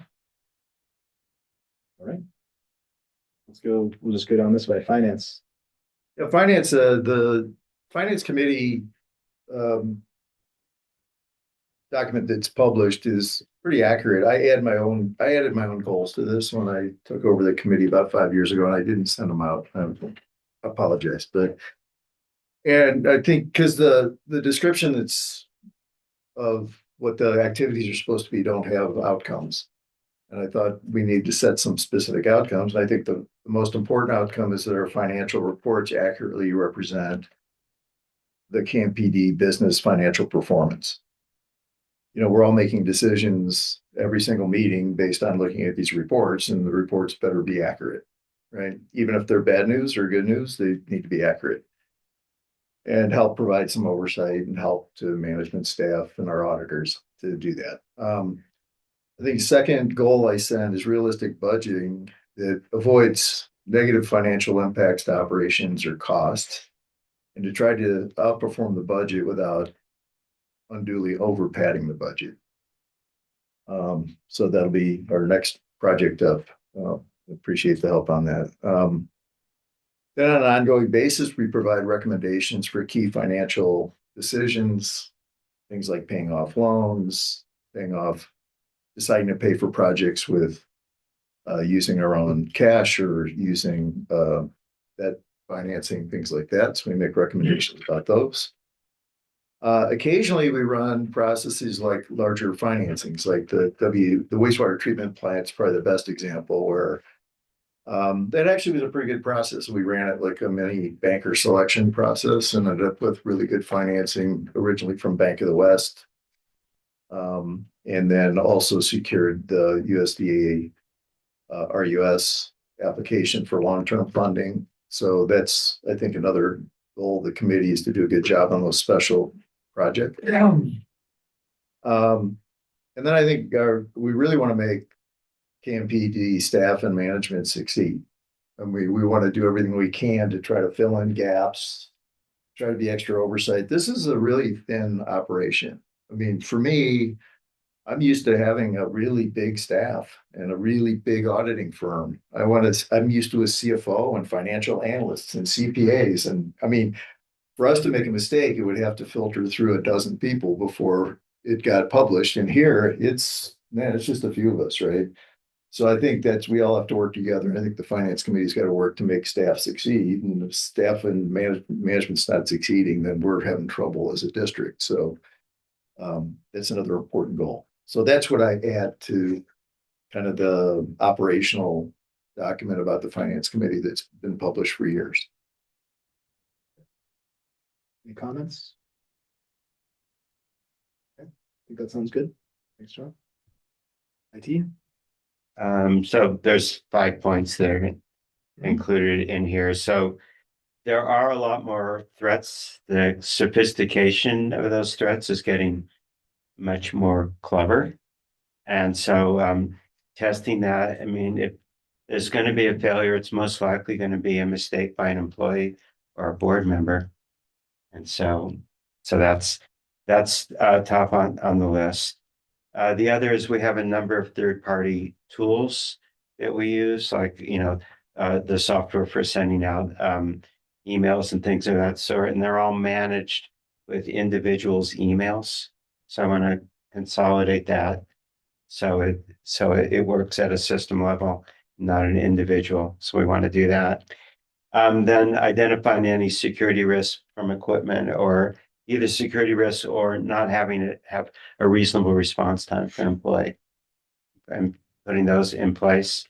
Also, we have an urgent messaging system, but we so rarely have an urgent message. We should annually test it, make sure that it works, make sure people are signed up for it. And then we've had a number of failures on our customer facing systems this year. So I think we need to make sure those are more reliable and more accurate. Most of that is in looking at meter data. One comment that I have, I think this came to me as an I thought, was just on the automations and like especially on our reporting and things like that, where I got, was it Rick, a notification of my billing being processed weeks later than it was processed. And I think it was a lack of an automation in some system where, we have a couple of manual processes. And so I'm wondering if there's anything on, understanding how our systems are automated for billing and reporting. I don't know how prevalent this stuff is, but that's just something that I know came to mind to me in the last month. I don't know, Rick, you think that that's something to think about, or Bob? I don't know. I would defer to Terry. The timing of sending out, like, I'm just speaking generally speaking. Example. Like I'm giving an example, but I'm just saying that where apparently there was a timing issue, and because it was not automated, that if we charge the bill, we don't notify that we charged you. Those are two different processes, but yet causes confusion when you get told 3 weeks after your bill that you got billed. And so I'm just saying that is an example that came to light to me in the last month, and I just don't know how prevalent those sorts of processes are that IT and cybersecurity could potentially help with in our org. it's something we can look at. Yeah, and to quote somebody in the room who is really smart about this is, why do the work if a machine can do it for you? And so the more we can automate, the less errors staff would make. And I believe there's some paths that we can do internally with billing and communications as well. It might make things a little bit better for us. Okay. So we'll look at that. Thank you. EOP? I guess the biggest challenge with the and I haven't really addressed this yet, and I think we're having a meeting next week, and we can put that on the agenda.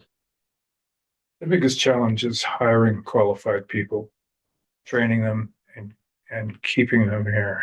In my opinion, that's it's always been the number one challenge that the district faces. And hiring people that can multitask. I know Rick's predecessor wasn't into cross-training our staff, and I think we really, as a small agency, we need to get back more to that. Where you have somebody that can operate water, wastewater, snow removal, because we're just, realistically, we don't have enough people. Be too overly specific on what their job is. I don't know. Does that make sense, Bob? I'm no longer on the committee, but I was gonna say, Oh, that's right. I was saying, I'm on the committee with you and I was at the last meeting. Okay, well, keep me posted. No, I mean, I think, Yeah. I don't remember talking about that specifically, but that's, I think, fine. I think the two things that I had written down that we had talked about were the PBC charge and making sure that we Yeah, well, that's, figured out how to allocate that, whether it's in rates or some yeah, program. definitely, because that amount is accruing. Yes, Right, we're collecting 4%. And then the other one was what Brandy alluded to in her operations report was making sure that we understand the costs of our losses, because there is a cost benefit to any loss. And it could be that it's more acceptable to take the losses than it is to fix them. And so, but let's be clear on that and know that we are making that decision. I think we have done that, but we haven't shown that in the way that I think we could more effectively communicate that out to our customer base. So those are the two things that I had noted in particular that we had talked about. Okay, well, welcome aboard. Yeah. So do you feel like we have a staff, we have an issue with attracting or retaining staff that you want to take on as a specific project, or is it just? We're trying to encourage them to, we've got 3 OITs in different water and wastewater functions, and encourage them to get their certifications. And it takes a year to get each step, at a minimum of a year, to go up each step of the ladder. And, you know, we need a grade 3 to run the wastewater plant. And currently, Brandy's our qualifier.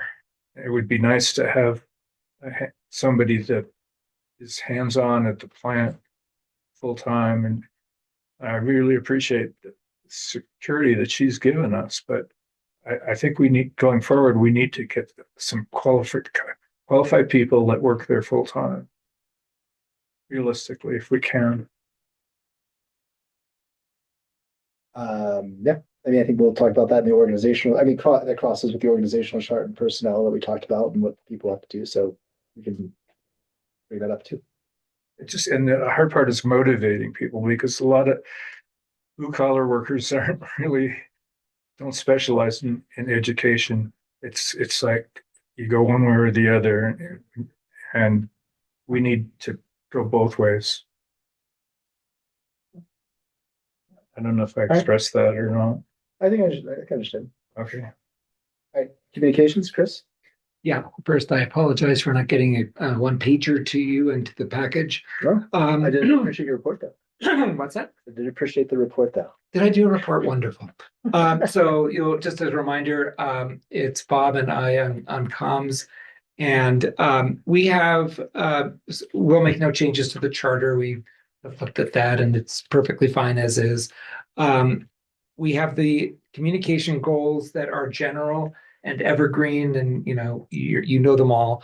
Understand your bill and how your base rates are put together, for example, that we were talking about. Seasonal reminders, all the usual stuff. That's kind of a base case. But the two big communication priorities are in the near term for the next 3-4 months, the 218 process for fire, and then roughly the same following that. The first half of the year is the electric rate explanation when that time comes. So those will be the things that we'll want to communicate through all the tools we've used before, including special FAQs, like we did special FAQs for fire, and also the newsletter. So again, those two topics, the 218 for fire and the electric rate review, however that emerges, we gotta sell it. And so the tools for that are the newsletter. We're working as a committee and I personally more and more with Rick to help with the newsletter. I typically or we talk to Rick about we don't want to micromanage the newsletter at all. It's still and always will be a staff report, but I sometimes get involved in what will the lead story be? What will the priority of next month's newsletter be? And then we also want to do every month what your board is doing. So that's something that I have gotten in the habit of drafting. So yeah, that's it. I haven't mentioned social media. We don't have a good, we don't have answers on that yet, but we used it, for example, in the committee to let people know about last week's meeting. And we need to get a little bit more smart and effective using and posting to unofficial and positively and all of that. Any questions for Chris? Comments? Okay, well, let's keep rolling with our committees. Thanks everyone for doing that and looking forward to a good year of committee work. We did have all the same, the 2 or 3 individuals on comms are continuing on the committee, the community members, Sandy and Pamela. Great. Excellent. All right, let's move on to agenda item number 10, major project updates. Rick? Yeah, as you can see, it's the new format for the major project calendar. And really the only change that we've had since November is dropping the 2025 line. So that's all I have for now. After going through the committee roadmap, sounds like my goals just increased a lot, but it's not my goals, it's everybody's goals. And so we appreciate board direction on all that. Okay. And we'll continue to bring this roadmap back. Major projects update back every month for the board to consider if the timing's off. And of course, we'll review this in committee as well. Yeah. And that's all I have on that. Okay, let's move on to 11, GM's report. Do one thing here. There we go. Just wanted to say thank you to staff and the volunteer fire departments for all the hard work, especially this last couple of weeks. We're not out of the woods yet. As you know, we're still a full house, and one way you're going to notice that is the solid waste. With the new contract that we have, no longer with ACES, with Republic, they're union based, and they are kind of operating that way a little bit, meaning that during the holidays, Thanksgiving and Christmas, they don't do as many tips as we historically have seen. So we are at full capacity with solid waste. The truck's expected to be here tomorrow morning, but it did throw a wrench in our plan today. And we're actually possibly using the snow removal dump truck to get additional boxes and large items out of some of the areas. So we hope to make it for the next few hours, 12 hours here, but again, you'll notice that. The other notable thing that's happened since I last reported was the billing. Unfortunately, when we increased the water and wastewater rates, the water rates were increased for board direction in October. The wastewater adjustment for October and November were not reflected on the invoices.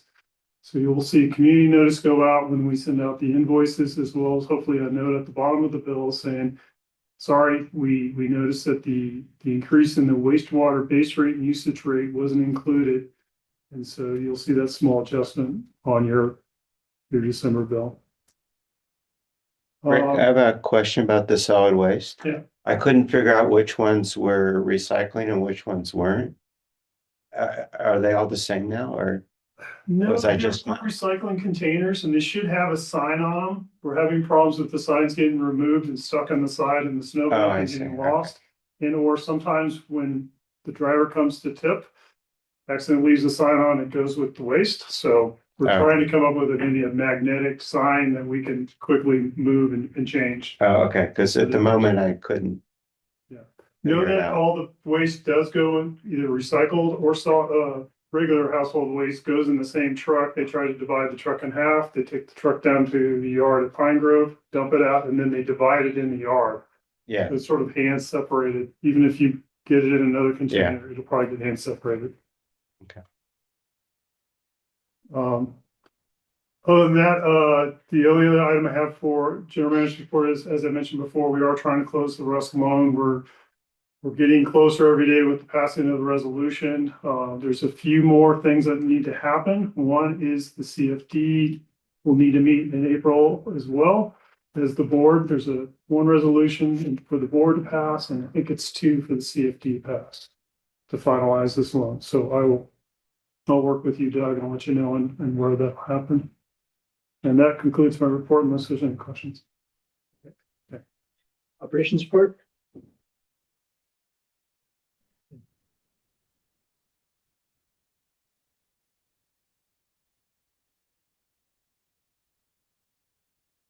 Top of all of our minds right now is snow removal, and I'm sorry to say that I spoke too soon last meeting.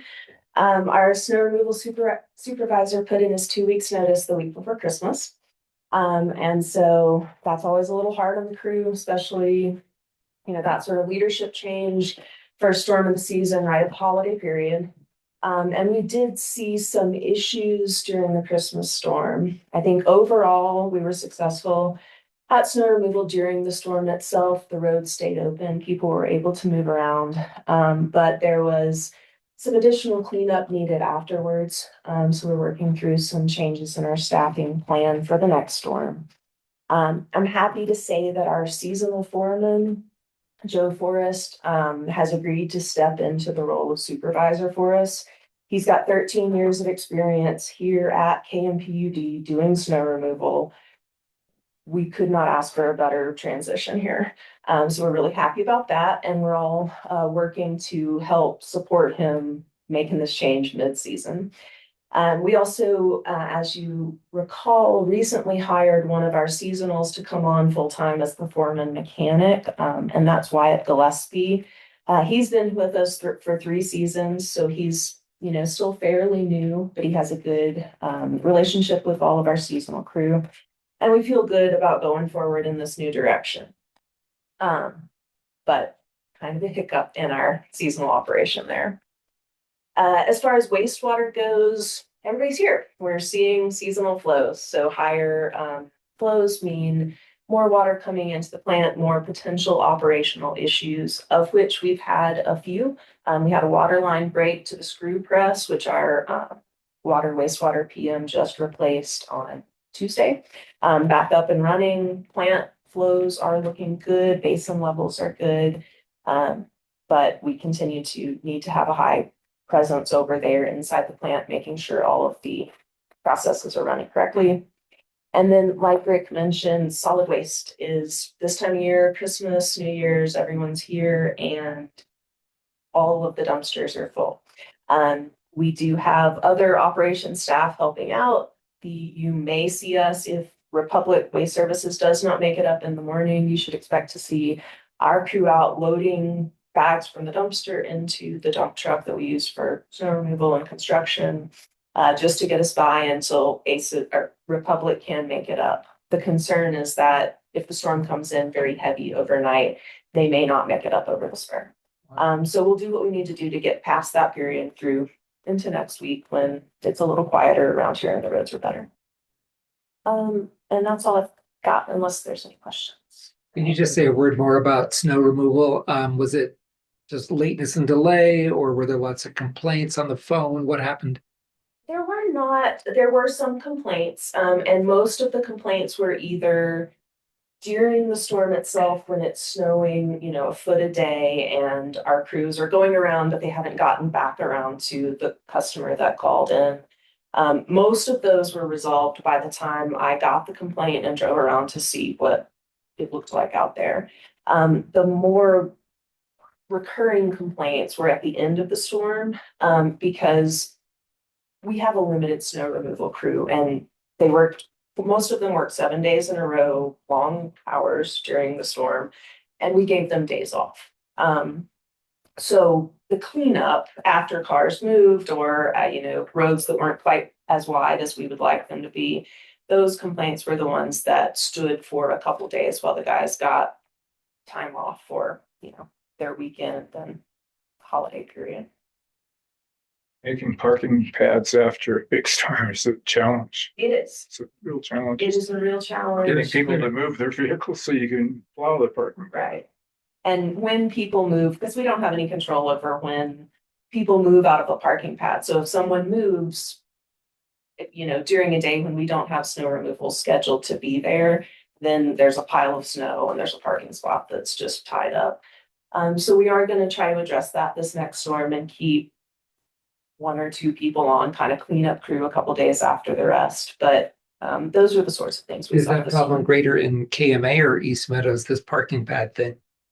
All over, and even in some of the commercial, because some of the commercial establishments have shared parking also. Sure.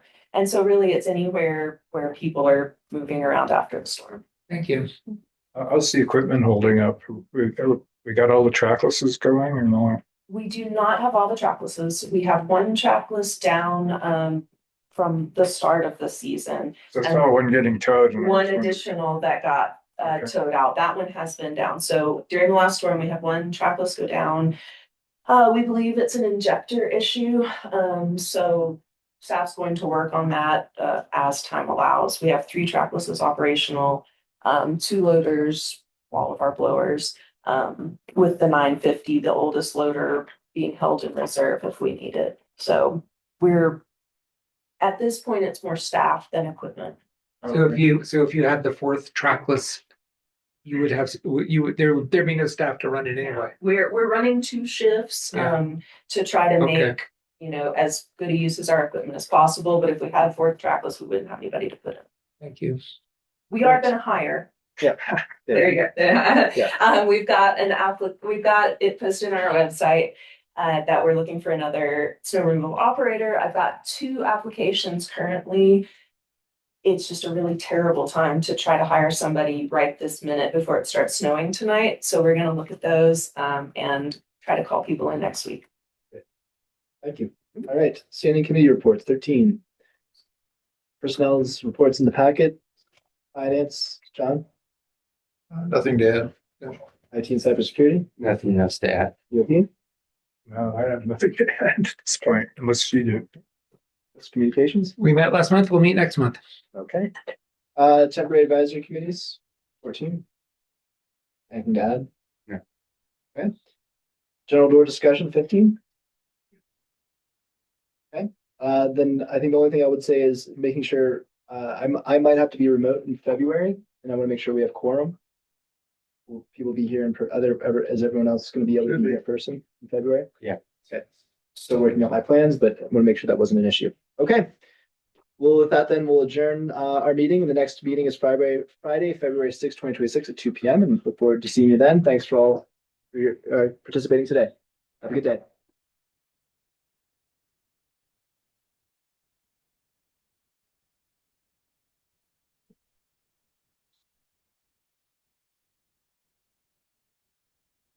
Back tonight?